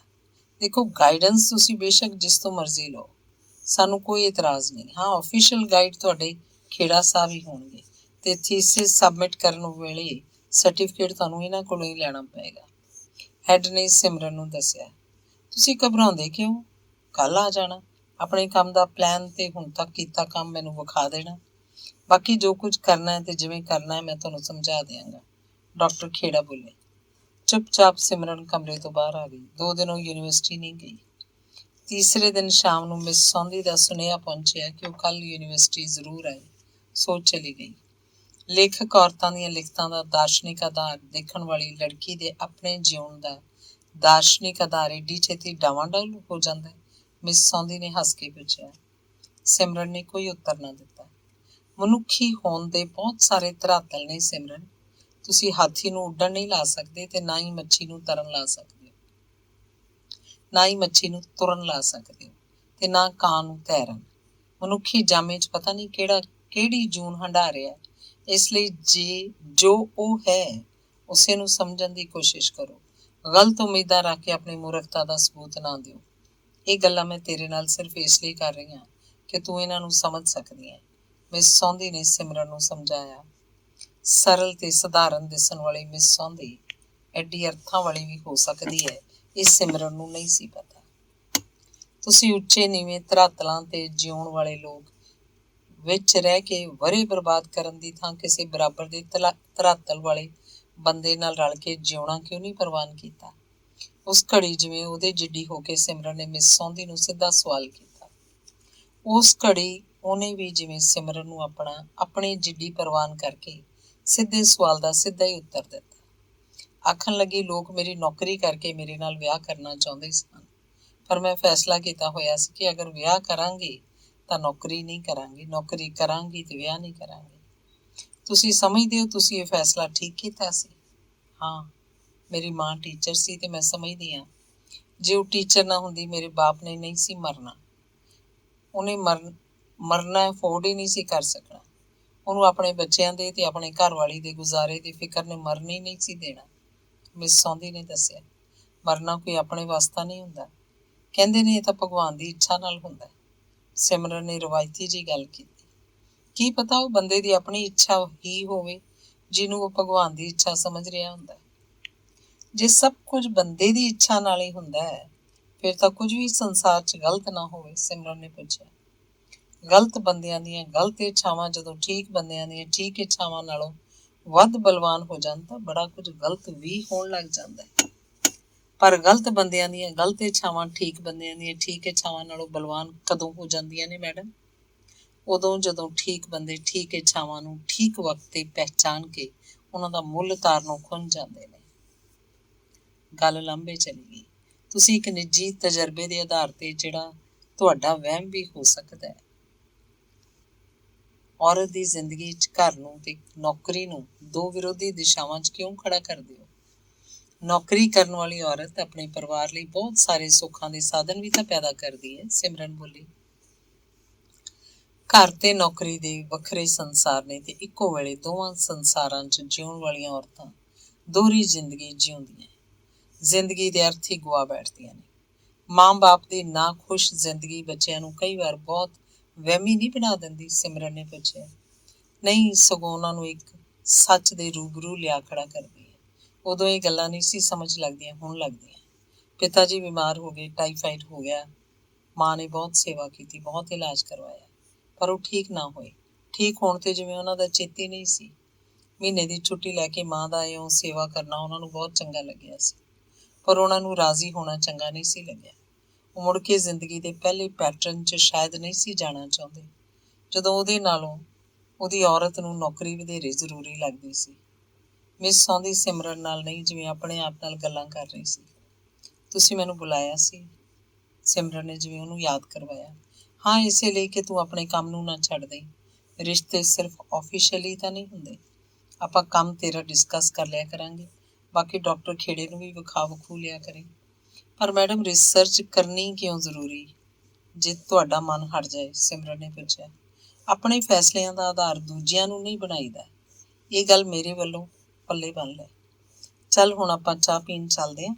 ਉਹਨੇ ਉੱਠ ਕੇ ਖੜੀ ਹੁੰਦੀ ਨੇ ਆਖਿਆ। ਗੱਲਾਂ ਕਰਦੀ ਸ਼ਾਇਦ ਉਹ ਬਹੁਤ ਥੱਕ ਗਈ ਸੀ। ਉਹ ਵਰਾਂਡੇ 'ਚ ਜਾ ਖੜੀਆਂ ਜਦੋਂ ਚਪੜਾਸੀ ਨੇ ਪਿੱਛੋਂ ਆ ਕੇ ਸਿਮਰਨ ਨੂੰ ਦੱਸਿਆ ਕਿ ਡਾਕਟਰ ਖੇੜਾ ਉਹਨੂੰ ਬੁਲਾ ਰਹੇ ਨੇ। ਉਹ ਮਿਸ ਸੌਂਦੀ ਵੱਲ ਝਾਕੀ।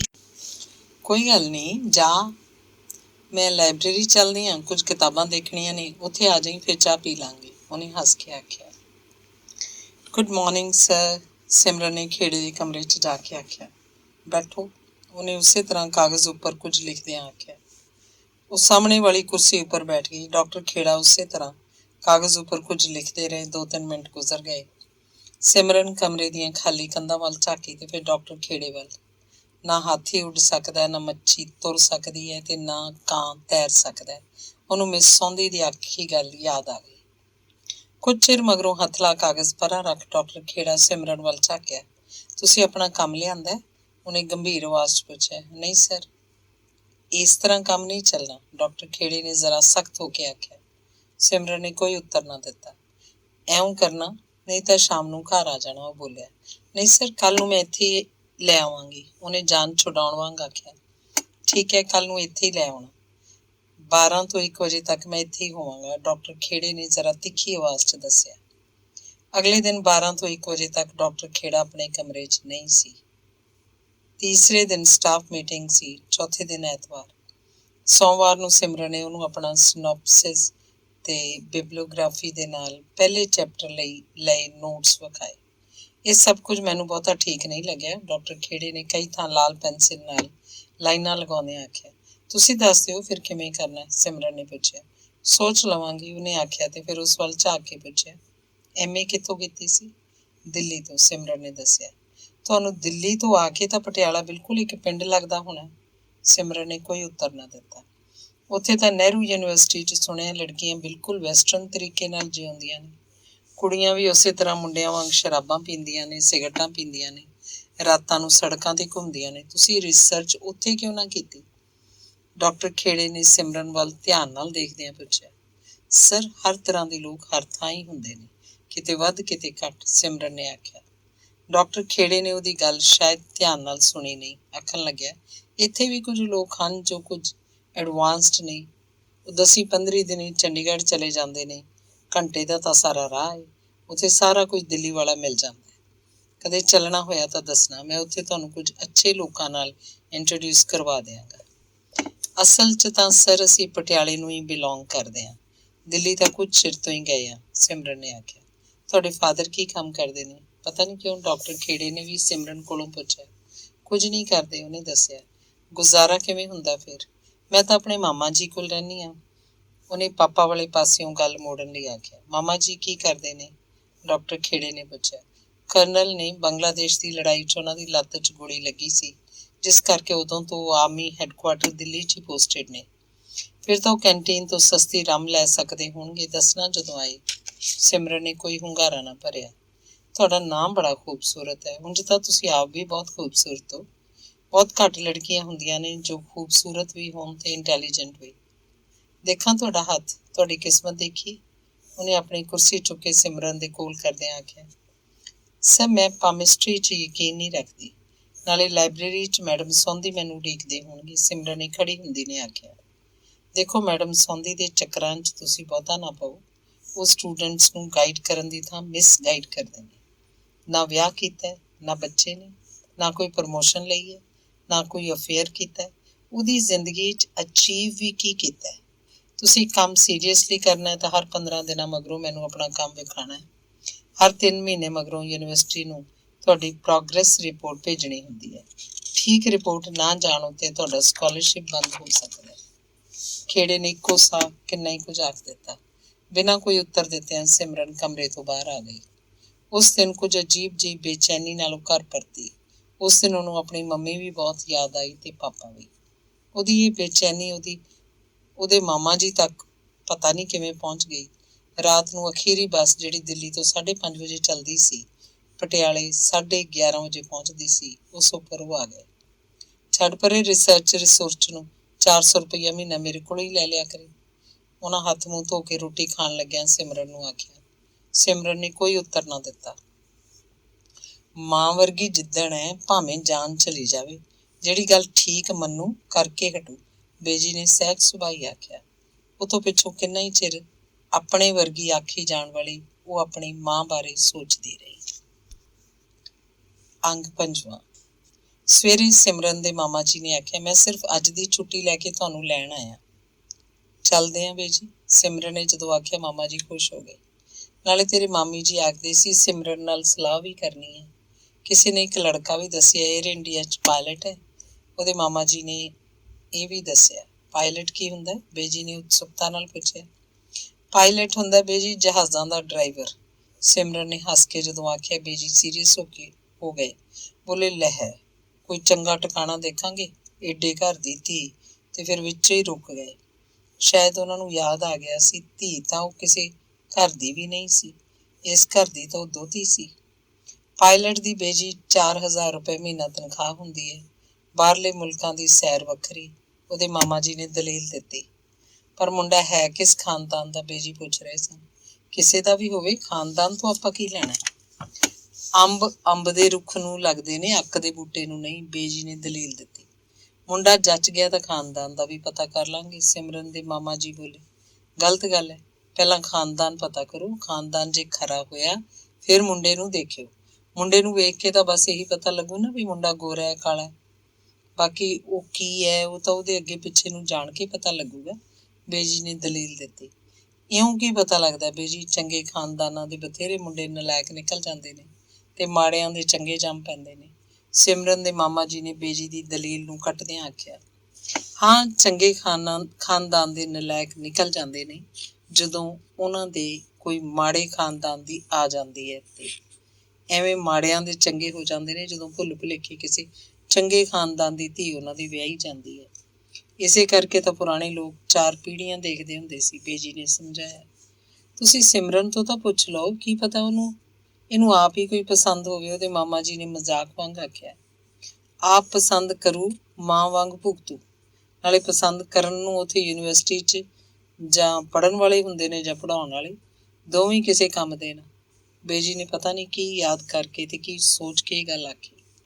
ਕਿਉਂ ਵੀ ਸਿਮਰਨ, ਬੇਜੀ ਠੀਕ ਆਖਦੇ ਨੇ? ਉਹਦੇ ਮਾਮਾ ਜੀ ਨੇ ਸਿੱਧਾ ਸਿਮਰਨ ਕੋਲੋਂ ਪੁੱਛਿਆ। ਅਜੇ ਮਾਮਾ ਜੀ 2 ਕੁ ਸਾਲ ਮੇਰੇ ਵਿਆਹ ਬਾਰੇ ਨਾ ਸੋਚੋ। ਇੱਕ ਤਾਂ ਮੈਂ ਰਿਸਰਚ ਪੂਰੀ ਕਰ ਲਵਾਂਗੀ, ਦੂਜਾ ਕੁਝ ਹੋਰ ਪੜ੍ਹ ਲਿਖ ਕੇ ਸਿਆਣੀ ਵੀ ਹੋ ਜਾਵਾਂਗੀ, ਉਹ ਬੋਲੀ। ਸਿਆਣੀ ਤਾਂ ਤੂੰ ਪਹਿਲਾਂ ਹੀ ਬਹੁਤ ਹੈ, ਮੈਨੂੰ ਤਾਂ ਸਗੋਂ ਇਹੀ ਫਿਕਰ ਰਹਿੰਦਾ। ਨਹੀਂ ਕਾਕਾ, ਚੰਗਾ ਥਾਂ ਮਿਲੇ ਤਾਂ ਹਾਂ ਕਰਨ ਦੀ ਕਰੋ। ਬਹੁਤਾ ਪੜ੍ਹ ਕੇ ਕੁੜੀਆਂ ਸਗੋਂ ਆਪ ਹੁਦਰੀਆਂ ਹੋ ਜਾਂਦੀਆਂ ਨੇ, ਕਿਸੇ ਦੇ ਕਹਿਣੇ 'ਚ ਰਹਿਣਾ ਔਖਾ ਲੱਗਦਾ ਫਿਰ। ਅਜੇ ਤਾਈਂ ਤਾਂ ਸਿਮਰਨ ਨੂੰ ਬਾਹਰਲੀ ਹਵਾ ਨਹੀਂ ਲੱਗੀ। ਨਹੀਂ ਮਾਰ, ਇਹੋ ਜਿਹੀਆਂ ਤਾਂ ਬਤਾਈਆਂ ਨਹੀਂ ਜਾਂਦੀਆਂ।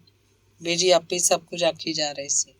ਰਿਸਰਚ ਪੂਰੀ ਕਰਕੇ ਕੀ ਕਰਨੀ ਹੈ? ਉਹਦੇ ਮਾਮਾ ਜੀ ਨੇ ਉਹਦੇ ਮਨ ਦੀ ਗੱਲ ਜਾਣਨ ਲਈ ਆਖਿਆ। ਮੈਨੂੰ ਲੱਗਦਾ ਹੈ ਇਹਨਾਂ 2 ਸਾਲਾਂ 'ਚ ਮੇਰੇ ਪਾਪਾ ਕਿਧਰੋਂ ਆ ਜਾਣਗੇ। ਸਿਮਰਨ ਨੇ ਜਦੋਂ ਆਖਿਆ, ਉਹਦੇ ਮਾਮਾ ਜੀ ਜਿਵੇਂ ਸੁੰਨ ਹੋ ਗਏ। ਸ਼ਾਇਦ ਉਹ ਸੋਚਦੇ ਸੀ, ਜਿਸ ਆਦਮੀ ਦਾ ਇਸ ਘਰ 'ਚ ਕਦੇ ਜ਼ਿਕਰ ਨਹੀਂ ਕੀਤਾ ਜਾਂਦਾ, ਸਿਮਰਨ ਦੇ ਮਨ ਵਿੱਚ ਵੀ ਉਹਦਾ ਕੋਈ ਜ਼ਿਕਰ ਨਹੀਂ ਹੋਣਾ। ਉਹਦੇ ਸੀਨੇ 'ਚ ਦਿਲ ਹੁੰਦਾ ਤਾਂ ਇੰਨਿਆਂ ਵਰ੍ਹਿਆਂ 'ਚ ਆ ਕੇ ਕਦੇ ਤੇਰੀ ਸਾਰ ਨਾ ਲੈਂਦਾ। ਬੇਜੀ ਨੇ ਅੱਖਾਂ ਭਰ ਕੇ ਆਖਿਆ। ਠੀਕ ਹੈ ਸਿਮਰਨ, ਤੂੰ ਆਪਣੀ ਰਿਸਰਚ ਵੀ ਪੂਰੀ ਕਰ ਲੈ ਤੇ ਆਪਣੇ ਪਾਪਾ ਨੂੰ ਵੀ ਉਡੀਕ ਲੈ। ਉਹਦੇ ਮਾਮਾ ਜੀ ਨੇ ਸਿਰਫ ਮਾਮੇ ਵਾਲੀਆਂ ਸੀਮਾਂ ਅੰਦਰ ਸਿਮਟਦਿਆਂ ਜਿਸ ਰੌਂ 'ਚ ਆਖਿਆ, ਸਿਮਰਨ ਨੂੰ ਲੱਗਿਆ ਉਹਨੂੰ ਪਾਪਾ ਦਾ ਜ਼ਿਕਰ ਨਹੀਂ ਸੀ ਕਰਨਾ ਚਾਹੀਦਾ। ਉਸ ਸ਼ਖਸ ਨੇ ਸ਼ਾਇਦ ਇਹਨਾਂ ਨੂੰ ਜਾਣੇ ਅਣਜਾਣੇ ਬਹੁਤ ਦੁੱਖ ਦਿੱਤਾ ਹੈ ਤੇ ਹੁਣ ਉਹਦੇ ਜ਼ਿਕਰ ਨਾਲ ਹੀ ਘਾਹ ਉੱਚੜ ਜਾਂਦੇ ਨੇ। ਨਹੀਂ ਮਾਮਾ ਜੀ, ਉਂਝ ਜੋ ਤੁਸੀਂ ਠੀਕ ਸਮਝੋਗੇ ਮੈਂ ਉਹ ਵੀ ਕਰਨ ਨੂੰ ਤਿਆਰ ਹਾਂ, ਸਿਮਰਨ ਬੋਲੀ। ਨਹੀਂ ਸਿਮਰਨ, ਤੇਰਾ ਪਹਿਲਾ ਜਵਾਬ ਡਾਕਟਰ ਅਮਰ ਦੀ ਧੀ ਦਾ ਜਵਾਬ ਸੀ, ਦੂਜਾ ਜਵਾਬ ਸੀਮਾ ਦੀ ਧੀ ਦਾ ਜਵਾਬ ਹੈ। ਮੈਂ ਚਾਹੁੰਦਾ ਤੂੰ ਆਪਣਾ ਜਵਾਬ ਤਲਾਸ਼ ਕਰ। ਉਹਦੇ ਮਾਮਾ ਜੀ ਜਦੋਂ ਆਖਿਆ ਉਹ ਹੈਰਾਨ ਹੀ ਹੋ ਗਈ। ਉਸ ਦਿਨ ਦਿੱਲੀ ਆ ਗਏ। ਆਉਣ ਵੇਲੇ ਸਿਮਰਨ 4 ਕੁ ਦਿਨ ਦੀ ਛੁੱਟੀ ਲਿਖ ਕੇ ਯੂਨੀਵਰਸਿਟੀ ਭੇਜ ਆਈ ਸੀ। ਪਤਾ ਨਹੀਂ ਕਿਉਂ ਇਸ ਵਾਰੀ ਦਿੱਲੀ ਦੀ ਭੇਡ 'ਚ ਗੁਆਚ ਜਾਣਾ ਉਹਨੂੰ ਚੰਗਾ ਲੱਗਿਆ। ਉਹਦੀ ਮਾਮੀ ਜੀ ਨੇ ਉਸ ਪਾਇਲਟ ਲੜਕੇ ਬਾਰੇ ਕੋਈ ਗੱਲ ਨਾ ਕੀਤੀ। ਸ਼ਾਇਦ ਮਾਮਾ ਜੀ ਨੇ ਮਨਾ ਕਰ ਦਿੱਤਾ ਸੀ। ਮਾਮਾ ਜੀ ਦੀਆਂ ਧੀਆਂ ਪਿੰਕੀ ਤੇ ਰਿਸ਼ਮ ਨੇ ਕਾਲਜ ਦੀਆਂ ਫਿਲਮਾਂ ਦੀਆਂ, ਸੰਗੀਤ ਸੰਮੇਲਨ ਦੀਆਂ, ਡਿਨਰ ਪਾਰਟੀਆਂ ਦੀਆਂ, ਪਿੰਡੋਂ ਆਉਣ ਵਾਲੇ ਰਿਸ਼ਤੇਦਾਰ ਮਹਿਮਾਨਾਂ ਦੀਆਂ ਕਿੰਨੀਆਂ ਹੀ ਜਮ੍ਹਾਂ ਹੋਈਆਂ ਗੱਲਾਂ ਮਸਾਲੇ ਲਾ ਲਾ ਸੁਣਾਈਆਂ। ਉਹਨਾਂ ਦੇ ਕਾਲਜ ਦੀ ਇੱਕ ਕੁੜੀ ਬੰਬਈ ਐਕਟਰੈਸ ਬਣਨ ਚਲੀ ਗਈ। ਪਿੱਛੋਂ ਉਹਨਾਂ ਸੱਤਿਆਜੀਤ ਰੇ ਦੀਆਂ 2 ਫਿਲਮਾਂ ਦੇਖ ਲਈਆਂ ਸਨ। ਸੰਗੀਤ ਸੰਮੇਲਨ ਉੱਪਰ ਪਾਕਿਸਤਾਨ ਤੋਂ ਮਹਿੰਦੀ ਹਸਨ ਆਇਆ ਸੀ। ਡੈਡੀ ਦੇ ਦੋਸਤ ਦਾ ਇੱਕ ਲੜਕਾ ਜਰਮਨੀ ਕੋਰਸ ਕਰਨ ਗਿਆ। ਜਰਮਨ ਕੁੜੀ ਵਿਆਹ ਲੈ ਆਇਆ ਸੀ, ਜਿਹੜੀ ਹਿੰਦੀ ਪੰਜਾਬੀ ਤੱਕ ਹੀ ਅੰਗਰੇਜ਼ੀ ਵੀ ਨਹੀਂ ਸੀ ਜਾਣਦੀ। ਤੇ ਬੇਜੀ ਦੇ ਪੇਕਿਆਂ ਤੋਂ ਜਿਹੜਾ ਬੁੜਾ ਆਪਣੇ ਮੁੰਡੇ ਨੂੰ ਨੌਕਰ ਕਰਵਾਉਣ ਆਇਆ ਸੀ, ਸਵੇਰੇ ਉਹਦੇ ਬਿਸਤਰੇ ਉੱਪਰ ਜੂੰ ਤੁਰੀ ਜਾ ਰਹੀ ਸੀ। ਆਦਿ ਸਭ ਗੱਲਾਂ ਉਹਨਾਂ ਸਿਮਰਨ ਨੂੰ ਦੱਸੀਆਂ। ਮਾਮੀ ਜੀ ਨੇ ਸਿਮਰਨ ਲਈ ਨਵਾਂ ਸੂਟ ਲੈ ਕੇ ਰੱਖਿਆ ਹੋਇਆ ਸੀ। ਆਖਦੇ ਸੀ, ਮੇਰੀ ਧੀ ਤਾਂ ਸਿਮਰਨ ਹੀ ਹੈ। ਪਿੰਕੀ ਤੇ ਰਿਸ਼ਮ ਤਾਂ ਆਪਣੇ ਡੈਡੀ ਦੀਆਂ ਧੀਆਂ ਨੇ। ਇਸ ਗੱਲ ਦੀ ਪਿੰਕੀ ਤੇ ਰਿਸ਼ਮ ਪਹਿਲੇ ਹੀ ਸ਼ਿਕਾਇਤ ਕਰਦੀਆਂ ਸਨ ਕਿ ਮੰਮੀ ਦੀਦੀ ਨੂੰ ਬਹੁਤ ਪਿਆਰ ਕਰਦੀ ਹੈ, ਇਸੇ ਲਈ ਹਰ ਵਧੀਆ ਚੀਜ਼ ਉਸੇ ਲਈ ਰੱਖ ਲੈਂਦੀ ਹੈ। ਸਿਮਰਨ ਸੋਚਦੀ ਕਿ ਸਭ ਪਿਛਲੇ ਜਨਮਾਂ ਦੇ ਸੰਸਕਾਰ ਨੇ, ਨਹੀਂ ਤਾਂ ਇਸ ਜਨਮ ਮੈਂ ਮਾਮੀ ਜੀ ਦੀ ਕੌਣ ਆ, ਤੇ ਇਹ ਵੀ ਤਾਂ ਪਿਛਲੇ ਜਨਮਾਂ ਦੇ ਸੰਸਕਾਰ ਹੀ ਹੋਣੇ ਨੇ ਕਿ ਮੇਰੀ ਮੰਮੀ ਬਹੁਤ ਛੇਤੀ ਸਭ ਨਾਲ ਆਪਣਾ ਹਿਸਾਬ ਕਿਤਾਬ ਪੂਰਾ ਕਰਕੇ ਚਲੀ ਗਈ। ਪਰ ਉਹਨੂੰ ਇਉਂ ਨਹੀਂ ਸੀ ਕਰਨਾ ਚਾਹੀਦਾ। ਇਨੀ ਦਿਨੀ ਅਚਾਨਕ ਉਹਦੇ ਵਲੈਤ ਵਾਲੇ ਕੁੱਕੂ ਮਾਸੀ ਜੀ ਆ ਗਏ। ਨਾਲ ਉਹਨਾਂ ਦਾ ਵੱਡਾ ਲੜਕਾ ਸੀ। ਉਹ ਆਪਣੇ ਲੜਕੇ ਦਾ ਕਿਸੇ ਹਿੰਦੁਸਤਾਨੀ ਲੜਕੀ ਨਾਲ ਵਿਆਹ ਕਰਨਾ ਚਾਹੁੰਦੇ ਸਨ, ਇਸੇ ਲਈ ਉਹਨੂੰ ਹਿੰਦੁਸਤਾਨੀ ਕੁੜੀਆਂ ਵਿਖਾਣ ਆਏ ਸਨ। ਸਿਮਰਨ ਨੇ ਉਹਨਾਂ ਨੂੰ ਪਹਿਲੀ ਵਾਰ ਵੇਖਿਆ ਸੀ। ਸਿਮਰਨ ਬਿਲਕੁਲ ਸੀਮਾ ਵਰਗੀ ਹੈ। ਉਹਨਾਂ ਨੇ ਅੱਖਾਂ ਭਰ ਕੇ ਆਖਿਆ, ਤੂੰ ਮੈਨੂੰ ਕਦੇ ਖਤ ਕਿਉਂ ਨਹੀਂ ਲਿਖਿਆ? ਤੂੰ ਮੈਨੂੰ ਆਪਣੀਆਂ ਤਸਵੀਰਾਂ ਭੇਜਣੀਆਂ ਸੀ। ਮੈਨੂੰ ਤਾਂ ਲੱਗਦਾ ਹੀ ਨਹੀਂ ਸੀ ਤੂੰ ਐਡੀ ਵੱਡੀ ਹੋ ਗਈ ਹੋਏਂਗੀ। ਉਹਦੇ ਸਿਰ ਉੱਤੇ ਹੱਥ ਫੇਰਦਿਆਂ ਮਾਸੀ ਜੀ ਬਾਰ-ਬਾਰ ਆਖ ਰਹੇ ਸਨ। ਲੜਕਾ ਉਹਨਾਂ ਦਾ ਇੰਜੀਨੀਅਰ ਸੀ, ਸੋਹਣਾ ਸੁਨੱਖਾ ਸੀ। ਚੰਗਾ ਹੀ ਹੋਣਾ ਜਿਹੜਾ ਮਾਂ ਦੀ ਆਖੇ ਹਿੰਦੁਸਤਾਨੀ ਕੁੜੀ ਨਾਲ ਵਿਆਹ ਕਰਵਾਉਣ ਆ ਗਿਆ ਸੀ। ਕੋਈ ਵਲੈਤੀ ਕੁੜੀ ਨਹੀਂ ਪਸੰਦ ਆਈ? ਸਿਮਰਨ ਨੇ ਸੁਰਿੰਦਰ ਭਾਵ ਸ਼ੈਰੀ ਤੋਂ ਪੁੱਛਿਆ। ਮੈਂ ਟੈਂਪਰੇਰੀ ਵਿਆਹ ਨਹੀਂ ਨਾ ਕਰਨਾ ਚਾਹੁੰਦਾ। ਉੱਥੋਂ ਦੀਆਂ ਕੁੜੀਆਂ ਨਾਲ ਸਭ ਵਿਆਹ ਟੈਂਪਰੇਰੀ ਹੁੰਦੇ ਨੇ, ਸ਼ੈਰੀ ਨੇ ਜਵਾਬ ਦਿੱਤਾ। ਚੰਗਾ ਸਗੋਂ ਮੇਚ ਨਾ ਆਇਆ ਤਾਂ ਲਾ ਕੇ ਪਰਾਂ ਰੱਖ ਦੇਣ ਚ ਔਖ ਨਹੀਂ ਹੁੰਦੀ, ਸਿਮਰਨ ਨੇ ਹੱਸ ਕੇ ਕਿਹਾ। ਫਿਰ ਸਾਰੀ ਉਮਰ ਮੇਚ ਬੇਮੇਚ ਦੇ ਚੱਕਰਾਂ 'ਚ ਪਏ ਰਹਿੰਦੇ ਹੋ, ਸ਼ੈਰੀ ਨੇ ਦਲੀਲ ਦਿੱਤੀ। ਇੱਥੇ ਨਾਲੋਂ ਤਾਂ ਚੰਗਾ ਹੈ। ਇੱਥੇ ਤਾਂ ਕਦੇ ਸਿਰ ਵੱਢ ਕੇ ਤੇ ਕਦੇ ਪੈਰ ਵੱਢ ਕੇ ਬੰਦੇ ਨੂੰ ਰਿਸ਼ਤੇ ਦੀ ਮੇਚ ਦਾ ਰੱਖਿਆ ਜਾਂਦਾ। ਸਿਮਰਨ ਨੇ ਜਦੋਂ ਆਖਿਆ, ਸ਼ੈਰੀ ਬਹੁਤ ਧਿਆਨ ਨਾਲ ਉਸ ਵੱਲ ਝਾਕਿਆ ਤੇ ਬੋਲਿਆ, ਤੈਨੂੰ ਇਹ ਸਭ ਕੁਝ ਕਿਵੇਂ ਪਤਾ ਹੈ? ਪਿਛਲੇ ਜਨਮਾਂ ਤੋਂ, ਉਹਨੇ ਹੱਸ ਕੇ ਕਿਹਾ। ਇੱਕ ਗੈਰ ਵਿਗਿਆਨਕ ਗੱਲ ਹੈ, ਇਸ ਲਈ ਕਿ ਵਿਗਿਆਨ ਅਜੇ ਇਸ ਸੱਚ ਦਾ ਸਮਰਥਨ ਕਰਨ ਜੋਗਾ ਨਹੀਂ। ਤੂੰ ਕਿਵੇਂ ਕਹਿ ਸਕਦੀ ਹੈ ਕਿ ਇਹ ਇੱਕ ਸੱਚ ਹੈ? ਇਸ ਲਈ ਕਿ ਮੈਨੂੰ ਪਤਾ ਹੈ। ਕਿਵੇਂ ਪਤਾ ਹੈ? ਪਿਛਲੇ ਜਨਮਾਂ ਤੋਂ, ਉਹਨੇ ਫੇਰ ਹੱਸ ਕੇ ਕਿਹਾ। ਮਾਂ ਸਿਮਰਨ ਦੀਆਂ ਅੱਖਾਂ 'ਚ ਅਜੀਬ ਕਿਸਮ ਦੀ ਚਮਕ ਹੈ, ਜਿਵੇਂ ਰੇਡੀਅਮ ਲੱਗਿਆ ਹੋਵੇ। ਉਸ ਵੱਲ ਝਾਕ ਕੇ ਸ਼ੈਰੀ ਨੇ ਆਪਣੀ ਮਾਂ ਨੂੰ ਆਖਿਆ। ਇਹਦੀ ਮਾਂ ਦੀਆਂ ਅੱਖਾਂ 'ਚ ਵੀ ਇਸੇ ਕਿਸਮ ਦੀ ਚਮਕ ਸੀ। ਸਾਡਾ ਕੁੱਲ ਪੁਰੋਹਿਤ ਰਾਮਚੰਦ ਆਖਦਾ ਹੁੰਦਾ ਸੀ, ਇਹ ਇਹਦੀ ਅੰਦਰਲੀ ਰੂਹ ਦੀ ਰੌਸ਼ਨੀ ਹੈ, ਇਹਦੇ ਦਿਮਾਗ ਦਾ ਚਾਨਣ ਹੈ। ਅਸੀਂ ਹੱਸਦੇ ਹੁੰਦੇ ਸੀ ਵੀ ਹਾਂ, ਇਹਦੇ ਦਿਮਾਗ ਅੰਦਰ ਬਿਜਲੀ ਦਾ ਵੱਡਾ ਲਾਟੂ ਲੱਗਿਆ ਹੋਇਆ। ਲੱਗਦਾ ਹੈ ਮਾਂ ਇਹਦੀ ਆਪਣੀ ਰੂਹ ਦੀ ਰੌਸ਼ਨੀ ਤੇ ਦਿਮਾਗ ਦਾ ਚਾਨਣ ਇਹਨੂੰ ਦੇ ਗਈ ਹੈ। ਸ਼ਕਲ ਵੀ ਇੰਨ ਬਿੰਨ ਉਸੇ ਵਰਗੀ ਹੈ, ਸਿਮਰਨ ਦੀ ਮਾਸੀ ਨੇ ਦੱਸਿਆ। ਤੂੰ ਕਿਹੋ ਜਿਹੇ ਲੜਕੇ ਨਾਲ ਵਿਆਹ ਕਰਵਾਉਣਾ ਪਸੰਦ ਕਰੇਂਗੀ? ਸ਼ੈਰੀ ਨੇ ਉਹਨੂੰ ਪੁੱਛਿਆ। ਜਿਹੜਾ ਬੁੱਧੂ ਹੋਵੇ, ਉਹਨੇ ਹੱਸ ਕੇ ਕਿਹਾ। ਕਿਉਂ? ਕਿਉਂਕਿ ਮੈਂ ਬੁੱਧੂ ਨਹੀਂ। ਮੈਂ ਉੱਥੇ ਵਲਾਇਤ 'ਚ ਕੋਈ ਬੁੱਧੂ ਲੱਭਾਂ? ਉਹਨੇ ਪੁੱਛਿਆ। ਨਹੀਂ। ਕਿਉਂ? ਵਲਾਇਤ 'ਚ ਲੋਕ ਗਮਲਿਆਂ 'ਚ ਉੱਗਦੇ ਨੇ, ਜ਼ਮੀਨ 'ਚ ਨਹੀਂ। ਸਿਮਰਨ, ਯੂ ਆਰ ਵੰਡਰਫੁਲ। ਹਾਂ, ਮੈਨੂੰ ਪਤਾ ਹੈ, ਉਹਨੇ ਜਦੋਂ ਆਖਿਆ। ਉਹ ਕਿੰਨਾ ਚਿਰ ਉਹਦੇ ਵੱਲ ਵੇਖਦਾ ਰਿਹਾ। ਅਗਲੇ ਦਿਨ ਸਿਮਰਨ ਤੇ ਬੇਜੀ ਪਟਿਆਲੇ ਨੂੰ ਆ ਗਏ। ਆਉਣ ਵੇਲੇ ਕਿੰਨੀਆਂ ਹੀ ਚੀਜ਼ਾਂ ਉਹਦੀ ਮਾਸੀ ਜੀ ਨੇ ਉਹਨੂੰ ਦਿੱਤੀਆਂ। ਸੈਂਟ, ਲਿਪਸਟਿਕਾਂ, ਸਵੈਟਰ, ਛੋਟਾ ਜਿਹਾ ਟੇਪ ਰਿਕਾਰਡਰ। ਆਪਣੇ ਵਿਆਹ ਤੇ ਮੈਨੂੰ ਸੱਦੇਂਗੀ ਨਾ? ਉਹਨਾਂ ਦੇ ਜਾਣ ਵੇਲੇ ਸ਼ੈਰੀ ਨੇ ਉਦਾਸ ਜਿਹਾ ਹੋ ਕੇ ਉਹਨੂੰ ਪੁੱਛਿਆ। ਛੇਤੀ ਛੇਤੀ ਕੋਈ ਸੰਭਾਵਨਾ ਨਹੀਂ, ਸਿਮਰਨ ਨੇ ਹੱਸ ਕੇ ਕਿਹਾ। ਕਿਉਂ? ਕਿਉਂਕਿ ਮੈਂ ਵਿਆਹ ਉਸ ਬੰਦੇ ਨਾਲ ਕਰਨਾ ਚਾਹਾਂਗੀ ਜਿਹੜਾ ਖੁਦ ਬੰਦਾ ਹੋਵੇ ਤੇ ਮੈਨੂੰ ਔਰਤ ਸਮਝੇ। ਤੇਰੇ ਖਿਆਲ 'ਚ ਬੰਦੇ ਬੰਦੇ ਨੇ? ਬਹੁਤੇ ਆਦਮੀ ਪ੍ਰੋਫੈਸਰ, ਡਾਕਟਰ, ਇੰਜੀਨੀਅਰ, ਅਫਸਰ, ਕਲਰਕ, ਮਜ਼ਦੂਰ, ਦੁਕਾਨਦਾਰ, ਇੱਥੋਂ ਤੱਕ ਕਿ ਕਲਾਕਾਰ ਤਾਂ ਹੁੰਦੇ ਨੇ, ਪਰ ਬੰਦੇ ਨਹੀਂ। ਇਉਂ ਤਾਂ ਕੋਈ ਬੰਦਾ ਆਖ ਸਕਦਾ ਔਰਤ ਔਰਤ ਹੀ ਨਹੀਂ ਹੁੰਦੀ। ਸ਼ੈਰੀ ਨੇ ਉਸੇ ਦੀ ਦਲੀਲ ਨੂੰ ਉਹਦੇ ਅੱਗੇ ਰੱਖਿਆ। ਹਾਂ, ਔਰਤ ਕੁਝ ਨਹੀਂ ਹੁੰਦੀ, ਸਿਰਫ ਗਿੱਲੀ ਮਿੱਟੀ ਦੀ ਮੂਰਤੀ ਹੁੰਦੀ ਹੈ। ਜਿਹੜੀ ਔਰਤ ਗਿੱਲੀ ਮਿੱਟੀ ਦੀ ਮੂਰਤੀ ਬਣਨ ਤੋਂ ਇਨਕਾਰੀ ਹੋ ਜਾਏ, ਉਹਨੂੰ ਉਹਦਾ ਮਰਦ ਭੁੰਜੇ ਪਟਕਾ ਮਾਰਦਾ ਹੈ। ਮੈਨੂੰ ਨਾ ਗਿੱਲੀ ਮਿੱਟੀ ਦੀ ਮੂਰਤੀ ਬਣਨਾ ਮਨਜ਼ੂਰ ਹੈ ਤੇ ਨਾ ਭੁੰਜੇ ਪਟਕਿਆ ਜਾਣਾ।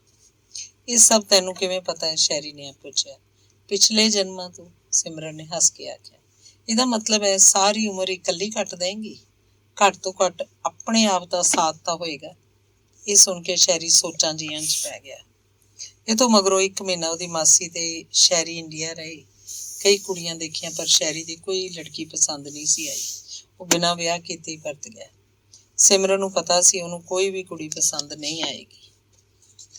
ਦਿੱਲੀ ਤੋਂ ਜਦੋਂ ਸਿਮਰਨ ਤੇ ਬੇਜੀ ਪਰਤ ਕੇ ਆਏ ਤਾਂ ਮਾਲੀ ਨੇ ਉਹਦੇ ਨਾਮ ਦੀ ਇੱਕ ਚਿੱਠੀ ਲਿਆ ਕੇ ਦਿੱਤੀ। ਉਲਟਾ ਕੇ ਦੇਖੀ, ਪਿਛਲੇ ਪਾਸੇ ਲਿਖਿਆ ਹੋਇਆ ਸੀ, ਡੈਡੀ। ਪਲ ਦੇ ਪਲ ਹੀ ਪਤਾ ਨਹੀਂ ਕਿੰਨਾ ਕੁਝ ਸਿਮਰਨ ਦੇ ਮਨ ਅੰਦਰ ਜਾਗਿਆ ਤੇ ਕਿੰਨਾ ਕੁਝ ਉਹਦੇ ਅੰਦਰ ਬੁਝਿਆ। ਉਹਨੂੰ ਲੱਗਿਆ ਪਤਾ ਨਹੀਂ ਕਿਸ ਦੇਸ਼ 'ਚੋਂ, ਕਿਸ ਸਦੀ 'ਚੋਂ, ਕਿਸ ਭਟਕਣ 'ਚੋਂ ਪਾਪਾ ਨੇ ਉਹਨੂੰ ਆਵਾਜ਼ ਜਿਵੇਂ ਦਿੱਤੀ ਸੀ। ਇਸ ਚਿੱਠੀ ਨੂੰ ਜਿਵੇਂ ਉਹਨੇ ਹਮੇਸ਼ਾ ਉਡੀਕਿਆ ਸੀ। ਉਹਦੀਆਂ ਅੱਖਾਂ ਦੇ ਕੋਇਆਂ 'ਚ ਬੇਮਲੂਮਾ ਜਿਹਾ ਪਾਣੀ ਸਿਮ ਆਇਆ। ਚਿੱਠੀ ਲੈ ਕੇ ਉਹ ਆਪਣੇ ਕਮਰੇ 'ਚ ਗਈ। ਆਪਣੇ ਪਾਪਾ ਨਾਲ ਉਹ ਜਿਵੇਂ ਇਕੱਲੀ ਬੈਠ ਕੇ ਦੁੱਖ ਸੁੱਖ ਕਰਨਾ ਚਾਹੁੰਦੀ ਸੀ। ਚਿੱਠੀ ਖੋਲ੍ਹੀ, ਲਿਖਿਆ ਸੀ, ਪਿਆਰੀ ਸਿਮਰਨ। ਉਹਦੀਆਂ ਅੱਖਾਂ ਭਰ ਆਈਆਂ। ਇੱਕ ਉਦਾਸ ਅਧਖੜ ਬਾਪ ਦਾ ਕੰਬਦਾ ਹੱਥ ਜਿਵੇਂ ਉਹਦਾ ਸਿਰ ਪਲੋਸਣ ਲਈ ਉੱਠਿਆ ਸੀ। ਅੱਗੋਂ ਪੜ੍ਹਿਆ, ਲਿਖਿਆ ਸੀ, ਪਿਆਰੀ ਸਿਮਰਨ, ਮਾਫ਼ ਕਰੀ, ਅੱਜ ਮੈਂ ਤੁਹਾਨੂੰ ਦੀ ਥਾਂ ਤੈਨੂੰ ਕਰਕੇ ਸੰਬੋਧਨ ਕਰਨ ਲੱਗਿਆ। ਤੂੰ ਕਈ ਦਿਨ ਯੂਨੀਵਰਸਿਟੀ ਨਹੀਂ ਆਈ, ਮੇਰਾ ਉੱਕਾ ਮਨ ਨਹੀਂ ਲੱਗਿਆ। ਜੇ ਜਾਣਾ ਹੀ ਸੀ ਮੈਨੂੰ ਦੱਸ ਦਿੰਦੀ, ਮੈਂ ਵੀ ਕਿਧਰੇ ਜਾਣ ਦਾ ਪ੍ਰੋਗਰਾਮ ਬਣਾ ਲੈਂਦਾ। ਤੇਰੇ ਕੋਲੋਂ ਕੁਝ ਦੂਰ ਰਹਿ ਕੇ ਮਹਿਸੂਸ ਹੋਇਆ ਕਿ ਤੂੰ ਮੇਰੇ ਲਈ ਕੀ ਕੁਝ ਹੈ। ਜਾਣਦਾ। ਅੱਗੇ ਚਿੱਠੀ ਪੜ੍ਹਨੀ ਛੱਡ ਸਿਮਰਨ ਨੇ ਅਖੀਰ 'ਚ ਲਿਖਿਆ ਨਾਮ ਪੜ੍ਹਿਆ, ਬਲਦੇਵ। ਲਿਫਾਫੇ ਨੂੰ ਉਲਟਾ ਪੁਲਟਾ ਕੇ ਦੁਬਾਰਾ ਦੇਖਿਆ। ਉੱਥੇ ਉਸੇ ਤਰ੍ਹਾਂ ਡੈਡੀ ਲਿਖਿਆ ਹੋਇਆ ਸੀ। ਲਿਫਾਫਾ ਸਿੱਧਾ ਕਰਕੇ ਸਿਰਨਾਵਾਂ ਫੇਰ ਪੜ੍ਹਿਆ। ਉਸੇ ਦਾ ਸਿਰਨਾਵਾਂ ਸੀ। ਸਿਮਰਨ ਨੂੰ ਜਿਵੇਂ ਆਪਣੇ ਆਪ ਉੱਪਰ ਚਿੱਕੜ ਜਿਹੇ ਦੇ ਛਿੱਟੇ ਪੈ ਗਏ ਮਹਿਸੂਸ ਹੋਏ। ਸਾਰੀ ਚਿੱਠੀ ਬਿਨਾਂ ਪੜ੍ਹੇ ਹੀ ਪਾੜ ਕੇ ਉਹਨੇ ਬਾਹਰ ਵਗਾਹ ਮਾਰੀ। ਕਿਹਦੀ ਚਿੱਠੀ ਹੈ? ਕੁਝ ਚਿਰ ਮਗਰੋਂ ਬੇਜੀ ਨੇ ਆ ਕੇ ਪੁੱਛਿਆ। ਯੂਨੀਵਰਸਿਟੀ ਤੋਂ ਕਿਸੇ ਲੜਕੇ ਦੀ ਸੀ। ਉਹਨੇ ਸੱਚੋ ਸੱਚ ਦੱਸ ਦਿੱਤਾ। ਤੂੰ ਜਵਾਬ ਨਾ ਦੇਈਂ ਕਿਸੇ ਦੀ ਵੀ ਚਿੱਠੀ ਦਾ। ਜ਼ਮਾਨਾ ਬਹੁਤ ਮਾੜਾ ਹੈ। ਸਾਰੀ ਉਮਰ ਲਈ ਅਗਲੇ ਸਬੂਤ ਰੱਖ ਲੈਂਦੇ ਨੇ। ਕੀ ਲਿਖਦਾ? ਬਾਹਰ ਲਿਫਾਫੇ ਤੇ ਲਿਖਿਆ ਸੀ ਡੈਡੀ, ਤੇ ਅੰਦਰ ਲਿਖਦਾ ਤੂੰ ਇੰਨੇ ਦਿਨ ਆਈ ਨਹੀਂ, ਮੈਂ ਉਦਾਸ ਹੋ ਗਿਆ।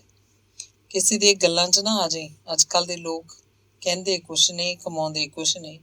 ਕਈ ਗੱਲਾਂ 'ਚ ਤੂੰ ਵੀ ਆਪਣੀ ਮਾਂ ਵਾਂਗੂ ਜਮਾਂ ਹੀ ਭੋਲੀ ਹੈ। ਬੇਜੀ ਨੇ ਬਸ ਇੰਨਾ ਹੀ ਆਖਿਆ ਤੇ ਚਲੇ ਗਏ। ਬਲਦੇਵ ਨੇ ਆਪਣੀ ਖੋਜ ਲਈ ਵਿਸ਼ਾ ਚੁਣਿਆ ਹੋਇਆ ਸੀ, ਗਾਂਧੀ ਜੀ ਦੀ ਸਵੈ ਜੀਵਨੀ, ਮਾਈ ਐਕਸਪੈਰੀਮੈਂਟਸ ਵਿਦ ਟਰੁਥ। ਅਗਲੇ ਦਿਨ ਯੂਨੀਵਰਸਿਟੀ ਜਾ ਕੇ ਸਿਮਰਨ ਲਾਇਬ੍ਰੇਰੀ 'ਚ ਹਮੇਸ਼ਾ ਵਾਲੀ ਥਾਂ ਤੇ ਪੜ੍ਹਨ ਨਾ ਬੈਠੀ, ਸਗੋਂ ਟੈਕਸਟ ਬੁੱਕ ਸੈਕਸ਼ਨ ਵਿੱਚੋਂ ਕਿੰਨਾ ਹੀ ਚਿਰ ਕੁਝ ਜ਼ਰੂਰੀ ਕਿਤਾਬਾਂ ਲੱਭਦੀ ਰਹੀ। ਜੋ ਲੱਭੀਆਂ ਉਹਨਾਂ 'ਚੋਂ ਕਾਫੀ ਸਫ਼ੇ ਪਾਟੇ ਹੋਏ ਸਨ ਤੇ ਬਾਕੀ ਲੱਭ ਹੀ ਨਹੀਂ ਸੀ ਰਹੀਆਂ। ਪਰੇਸ਼ਾਨ ਜੀ ਦੇਖ ਉਹਦੇ ਡਿਪਾਰਟਮੈਂਟ ਦੇ ਡਾਕਟਰ ਸਿੱਧੂ ਨੇ ਕੋਈ ਕਿਤਾਬ ਲੈਣ ਆਏ ਨੇ ਪੁੱਛਿਆ, ਬੇਟੀ ਕੀ ਲੱਭ ਰਹੀ ਹੈ? ਪਹਿਲੇ ਤਾਂ ਉਹਨੇ ਬੇਟੀ ਆਖਣ ਉੱਪਰ ਸਿਮਰਨ ਹੈਰਾਨ ਹੋਈ, ਕਿਉਂਕਿ ਇੱਥੇ ਲੋਕ ਰਿਸ਼ਤਿਆਂ 'ਚ ਨਹੀਂ ਜਿਉਂਦੇ। ਫਿਰ ਲਿਸਟ ਉਹਦੇ ਅੱਗੇ ਕਰਕੇ ਆਖਿਆ, ਸਰ ਕੁਝ ਕਿਤਾਬਾਂ ਚਾਹੀਦੀਆਂ ਸੀ। ਲਿਸਟ ਲੈ ਕੇ ਉਹਨੇ ਦੇਖੀ। 2 ਕਿਤਾਬਾਂ ਅੱਗੇ ਕਾਟੇ ਲਾਤੇ। ਦੱਸਿਆ ਇਹ ਕੈਟਾਲੌਗ 'ਚ ਤਾਂ ਹਨ, ਪਰ ਲਾਇਬ੍ਰੇਰੀ 'ਚ ਨਹੀਂ, ਸ਼ਾਇਦ ਕੋਈ ਚੁਰਾ ਕੇ ਲੈ ਗਿਆ। 3 ਕਿਤਾਬਾਂ ਉਹਨੇ ਥਾਂ ਕੁਥਾਂ ਪਈਆਂ ਲੱਭ ਦਿੱਤੀਆਂ ਤੇ 2 ਸੈਂਟਰਲ ਲਾਇਬ੍ਰੇਰੀ 'ਚ ਦੱਸੀਆਂ ਤੇ ਕੁਝ ਹੋਰ ਕਿਤਾਬਾਂ ਦੇ ਨਾਮ ਵੀ ਲਿਖਵਾ ਦਿੱਤੇ, ਜਿਹੜੀਆਂ ਸਿਮਰਨ ਦੇ ਕੰਮ ਦੀਆਂ ਸਨ, ਪਰ ਉਹਨੂੰ ਨਹੀਂ ਸੀ ਪਤਾ। ਇਹਨੇ ਨੂੰ ਬਲਦੇਵ ਨੂੰ ਪਤਾ ਨਹੀਂ ਕਿਵੇਂ ਪਤਾ ਲੱਗ ਗਿਆ ਕਿ ਉਹ ਟੈਕਸਟ ਬੁੱਕ ਸੈਕਸ਼ਨ ਵਿੱਚ ਹੀ ਆ ਪਹੁੰਚਿਆ। ਹੈਡ ਸਾਹਿਬ ਬੁਲਾਉਂਦੇ ਨੇ ਤੁਹਾਨੂੰ, ਉਹਨੇ ਆਖਿਆ। ਕੀ ਗੱਲ? ਸਿਮਰਨ ਨੇ ਜ਼ਰਾ ਰੁਖਾਈ ਨਾਲ ਪੁੱਛਿਆ। ਇਹ ਤਾਂ ਪਤਾ ਨਹੀਂ। ਉਹ ਡਾਕਟਰ ਸਿੱਧੂ ਦਾ ਧੰਨਵਾਦ ਕਰਕੇ ਕਾਊਂਟਰ ਤੋਂ ਕਿਤਾਬਾਂ ਇਸ਼ੂ ਕਰਵਾ ਕੇ ਉੱਥੇ ਆ ਗਈ। ਲਾਇਬ੍ਰੇਰੀ ਤੋਂ ਬਾਹਰ ਆ ਕੇ ਬਲਦੇਵ ਉੱਚੀ ਹੱਸ ਪਿਆ ਤੇ ਬੋਲਿਆ, ਤੁਸੀਂ ਵੀ ਅਜੀਬ ਹੋ। ਡਾਕਟਰ ਸਿੱਧੂ ਦੇ ਸਾਹਮਣੇ ਹੀ ਪੁੱਛਣ ਲੱਗ ਪਏ ਕੀ ਕੰਮ ਹੈ। ਮੈਂ ਤਾਂ ਬੁਲਾ ਕੇ ਲਿਆਉਣ ਦਾ ਬਹਾਨਾ ਬਣਾਇਆ ਸੀ। ਸਿਮਰਨ ਹਰ ਕੇ ਉਸ ਵੱਲ ਝਾਕੀ। ਪਲੀਜ਼ ਸਿਮਰਨ, ਨਾਰਾਜ਼ ਨਾ ਹੋ, ਇੰਨੇ ਦਿਨ ਅੱਗੇ ਨਹੀਂ ਆਏ, ਬਲਦੇਵ ਨੇ ਤਰਲੇ ਵਾਂਗ ਆਖਿਆ। ਸਿਮਰਨ ਨੇ ਕੋਈ ਉੱਤਰ ਨਾ ਦਿੱਤਾ। ਸਿਮਰਨ ਲਾਇਬ੍ਰੇਰੀ ਵੱਲ ਮੁੜਨ ਹੀ ਵਾਲੀ ਸੀ। ਬਲਦੇਵ ਮੂਹਰੇ ਹੋ ਗਿਆ ਤੇ ਬੋਲਿਆ, ਪਲੀਜ਼ ਸਿਮਰਨ, ਮੇਰੀ ਗੱਲ ਤਾਂ ਸੁਣੋ। ਆਪਾਂ ਬਸ 2 ਮਿੰਟ ਕੌਫੀ ਪੀਣ ਚੱਲਦੇ ਹਾਂ। ਮੇਰਾ ਕੌਫੀ ਪੀਣ ਤੇ ਮਨ ਨਹੀਂ। ਚਲੋ ਚਾਹ ਪੀ ਲਾਂਗੇ। ਚਾਹ ਵੀ ਨਹੀਂ ਪੀਣੀ। ਸਿਮਰਨ ਨੇ ਉਸੇ ਤਰ੍ਹਾਂ ਸੰਜੀਦਗੀ ਨਾਲ ਆਖਿਆ। ਨਾਰਾਜ਼ ਹੋ? ਸੋ ਹੱਥ ਜੋੜ ਕੇ ਮਾਫ਼ੀ ਮੰਗ ਲੈਣਾ। ਖਤ ਮਿਲ ਗਿਆ ਸੀ ਜਿਸ ਉੱਪਰ ਡੈਡੀ ਲਿਖਿਆ ਹੋਇਆ ਸੀ। ਡੈਡੀ ਤਾਂ ਇਸ ਲਈ ਲਿਖਿਆ ਸੀ ਵੀ ਫਿਰ ਖਤ ਨੂੰ ਕੋਈ ਖੋਲ੍ਹਦਾ ਨਹੀਂ। ਮੈਂ ਬਿਨਾਂ ਪੜ੍ਹਿਆਂ ਫਾੜ ਕੇ ਸੁੱਟ ਦਿੱਤਾ ਸੀ। ਤਦ ਹੀ ਨਾਰਾਜ਼ ਹੋ, ਪਰ ਮੈਂ ਤਾਂ ਉਸ 'ਚ ਕੁਝ ਨਹੀਂ ਸੀ ਲਿਖਿਆ, ਸਿਵਾਏ ਇਸ ਦੇ ਕਿ ਅਸੀਂ ਤੁਹਾਨੂੰ ਬਹੁਤ ਮਿਸ ਕਰਦੇ ਰਹੇ। ਮਿਸਟਰ ਬਲਦੇਵ, ਡੋਂਟ ਟਾਕ ਰਬਿਸ਼, ਆਖਦੀ ਸਿਮਰਨ ਲਾਇਬ੍ਰੇਰੀ ਦੇ ਅੰਦਰ ਚਲੀ ਗਈ। ਬਲਦੇਵ ਨੂੰ ਪਤਾ ਨਹੀਂ ਸੀ ਲੱਗ ਰਿਹਾ ਕਿ ਉਹ ਕੀ ਕਰੇ। ਸਾਹਮਣੇ ਡਾਕਟਰ ਖੇੜਾ ਆ ਰਿਹਾ ਸੀ। ਬਲਦੇਵ ਨੇ ਹੱਥ ਜੋੜ ਕੇ ਵਿਸ਼ ਕੀਤਾ। ਸੁਣਾ ਬਈ, ਤੇਰੀ ਮਾਈ ਐਕਸਪੈਰੀਮੈਂਟਸ ਵਿਦ ਟਰੁਥ ਦਾ ਕੀ ਬਣ ਰਿਹਾ? ਉਹਨੇ ਬਲਦੇਵ ਤੋਂ ਪੁੱਛਿਆ। ਗਾਂਧੀ ਨੇ ਆਪਣੇ ਐਕਸਪੈਰੀਮੈਂਟਸ ਕੀਤੇ ਸੀ, ਪਰ ਅਸੀਂ ਆਪਣੇ ਕਰ ਰਹੇ ਹਾਂ। ਬਾਕੀ ਟਰੁਥ ਵੀ ਤਾਂ ਹਰ ਬੰਦੇ ਦਾ ਆਪਣਾ ਆਪਣਾ ਹੁੰਦਾ, ਬਲਦੇਵ ਨੇ ਹੱਸ ਕੇ ਆਖਿਆ। ਐਕਸਪੈਰੀਮੈਂਟਸ ਹੀ ਕਰਦੇ ਰਹੋਗੇ, ਕੰਮ ਵੀ ਕਰੋਗੇ? ਡਾਕਟਰ ਖੇੜਾ ਬੋਲਿਆ। ਕੰਮ ਦਾ ਕੀ ਹੈ ਸਰ, ਕਈ ਯੂਨੀਵਰਸਿਟੀਆਂ 'ਚ ਥੀਸਿਸ ਲਿਖਿਆ ਲਿਖਾਇਆ 5000 ਨੂੰ ਮਿਲ ਜਾਂਦਾ ਹੈ, ਬਲਦੇਵ ਨੇ ਆਖਿਆ। ਥੀਸਿਸ ਤਾਂ ਮਿਲ ਜਾਂਦਾ, ਪਰ ਬੱਚੂ ਅਕਲ ਨਹੀਂ 5000 ਨੂੰ ਮਿਲ ਜਾਂਦੀ। ਡਿਗਰੀਆਂ, ਨੌਕਰੀਆਂ ਤੇ ਤਰੱਕੀਆਂ ਲਈ ਸਰ ਅਕਲ ਦੀ ਲੋੜ ਨਹੀਂ ਹੁੰਦੀ, ਬਲਦੇਵ ਨੇ ਹੱਸ ਕੇ ਆਖਿਆ। ਨੁਸਖੇ ਪਹਿਲਾਂ ਹੀ ਜਾਣ ਲਏ, ਡਾਕਟਰ ਖੇੜਾ ਅਗਾਂਹ ਤੁਰਦਾ ਬੋਲਿਆ। ਬਲਦੇਵ ਅਜੇ ਵੀ ਸ਼ਸ਼ੋਪੰਜ ਖੜਾ ਸੋਚ ਰਿਹਾ ਸੀ ਕਿ ਹੁਣ ਉਹ ਕੀ ਕਰੇ। ਅੰਗ 6ਵਾਂ। ਜਦੋਂ ਦੀ ਸਿਮਰਨ ਪਟਿਆਲੇ ਆਈ ਸੀ, ਰਾਤ ਨੂੰ ਉਹਨੂੰ ਭੂਤ ਤੇ ਭਵਿੱਖ ਅਜੀਬ ਤਰ੍ਹਾਂ ਰਲਗੱਡ ਹੋ ਕੇ ਟੁੱਟੇ ਭੁੱਜੇ ਜਿਹੇ ਸੁਪਨੇ ਆਉਂਦੇ ਰਹਿੰਦੇ, ਜਿਵੇਂ ਤਲਾਅ ਦੇ ਟਿਕੇ ਪਾਣੀਆਂ 'ਚ ਕਿਸੇ ਨੇ ਕੰਕਰ ਮਾਰ ਦਿੱਤਾ ਹੋਵੇ। ਸਵੇਰੇ ਉਹ ਇਉਂ ਥੱਕੀ ਟੁੱਟੀ ਜਾਗਦੀ ਜਿਵੇਂ ਸਾਰੀ ਰਾਤ ਔਜੜ ਰਾਹਾਂ ਤੇ ਤੁਰਦੀ ਰਹੀ ਹੋਵੇ।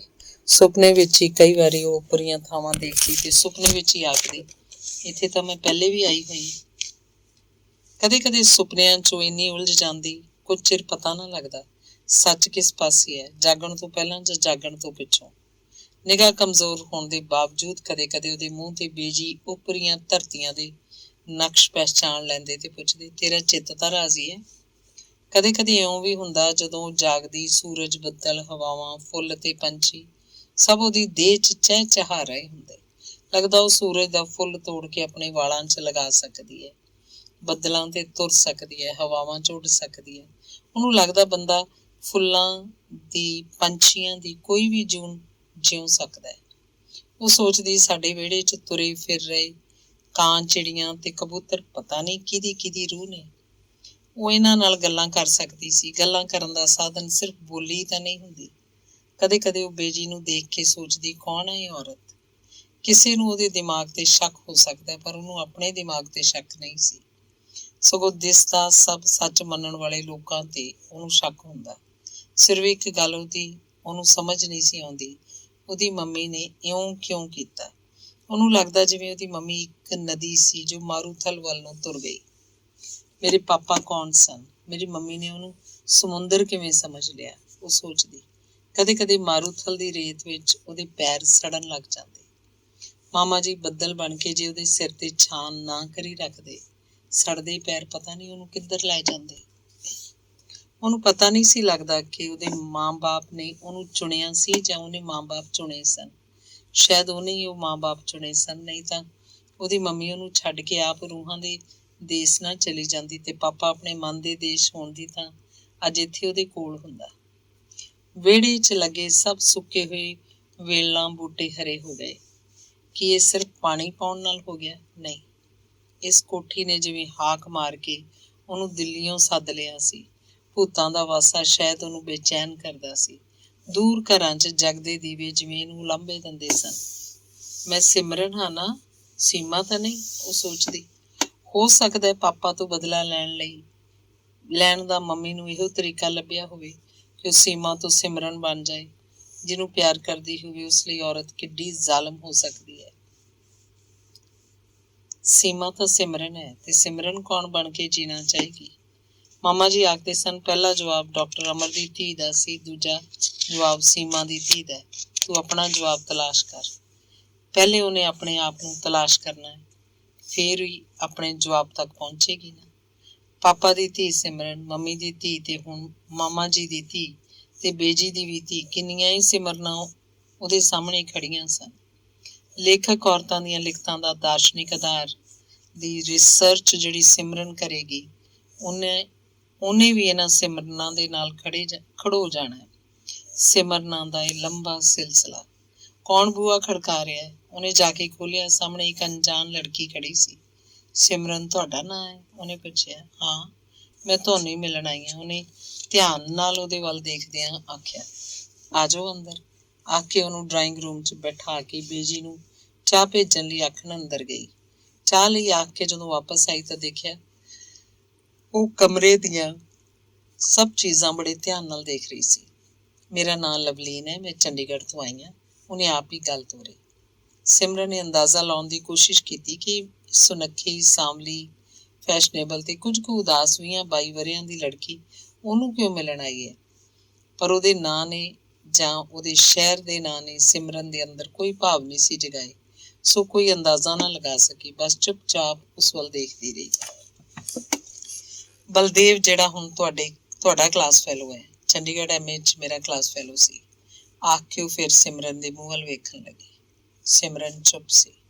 2 ਸਾਲ ਉਹਦਾ ਮੇਰੇ ਨਾਲ ਅਫੇਅਰ ਚੱਲਦਾ ਰਿਹਾ। ਇਹ ਖੱਤ ਜ਼ਰਾ ਪੜ੍ਹ ਕੇ ਦੇਖੋ। ਉਹਨੇ ਖੱਤਾਂ ਦੀ ਇੱਕ ਥਈ ਪਰਸ ਚੋਂ ਕੱਢ ਕੇ ਸਿਮਰਨ ਦੇ ਅੱਗੇ ਮੇਜ਼ ਤੇ ਰੱਖਦਿਆਂ ਕਿਹਾ, ਨਹੀਂ, ਮੈਂ ਕਾਹਦੇ ਲਈ ਪੜ੍ਹਨੇ ਨੇ ਤੁਹਾਡੇ ਖੱਤ? ਮੈਨੂੰ ਤੇ ਤੁਸੀਂ ਗੱਲ ਦੱਸੋ, ਕੀ ਆਖਣਾ ਚਾਹੁੰਦੇ ਹੋ? ਸਿਮਰਨ ਨੇ ਪੁੱਛਿਆ।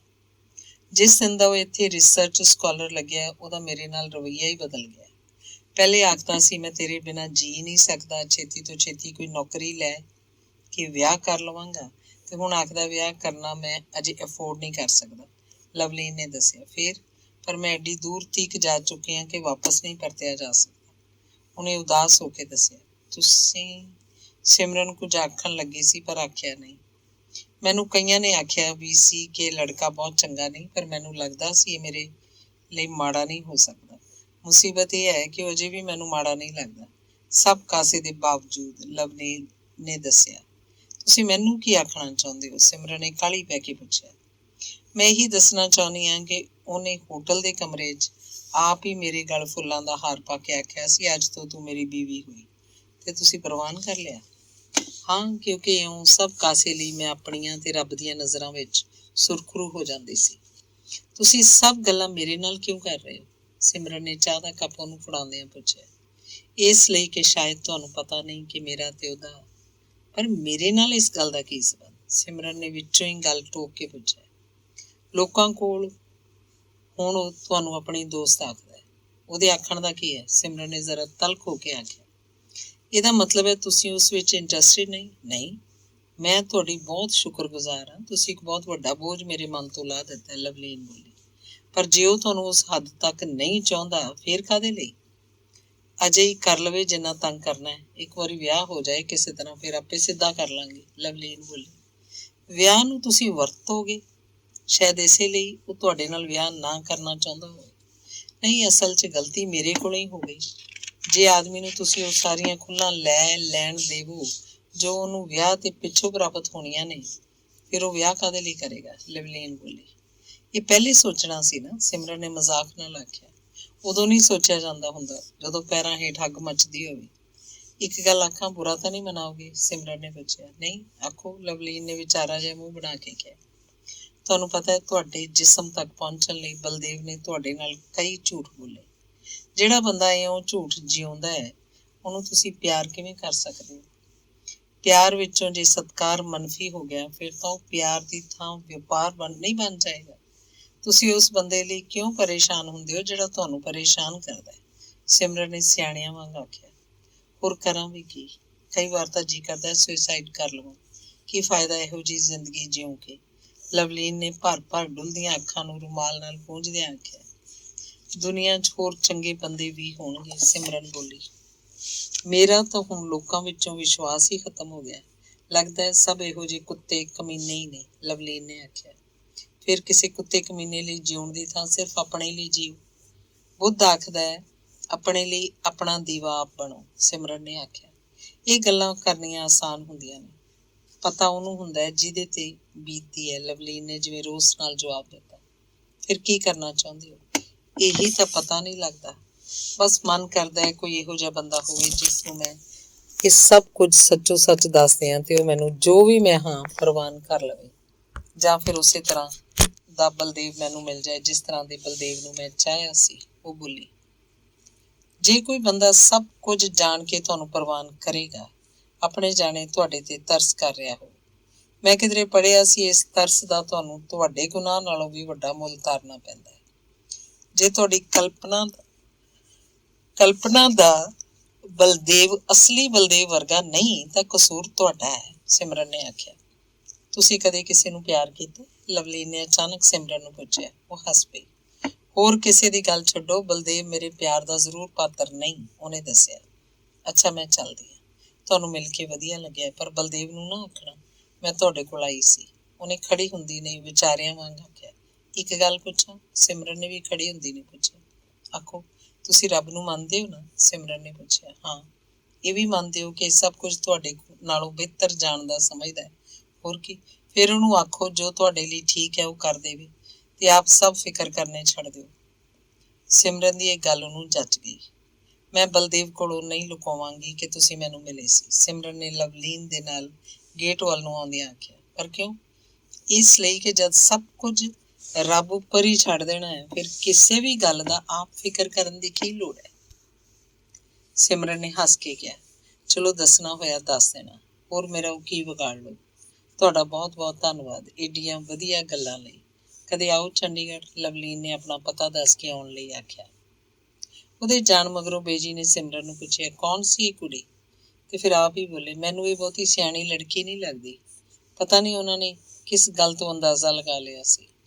ਸਿਮਰਨ ਨੇ ਕੋਈ ਉੱਤਰ ਨਾ ਦਿੱਤਾ। ਅੱਜ ਕੱਲ੍ਹ ਦੀਆਂ ਬਹੁਤੀਆਂ ਕੁੜੀਆਂ ਬੇਵਕੂਫ ਹੀ ਨੇ, ਬੇਜੀ ਨੇ ਜਿਵੇਂ ਆਪਣੇ ਆਪ ਨੂੰ ਦੱਸਿਆ, ਤੇ ਸਿਮਰਨ ਹੈਰਾਨ ਹੋ ਕੇ ਬੇਜੀ ਵੱਲ ਝਾਕਣ ਲੱਗ ਪਈ।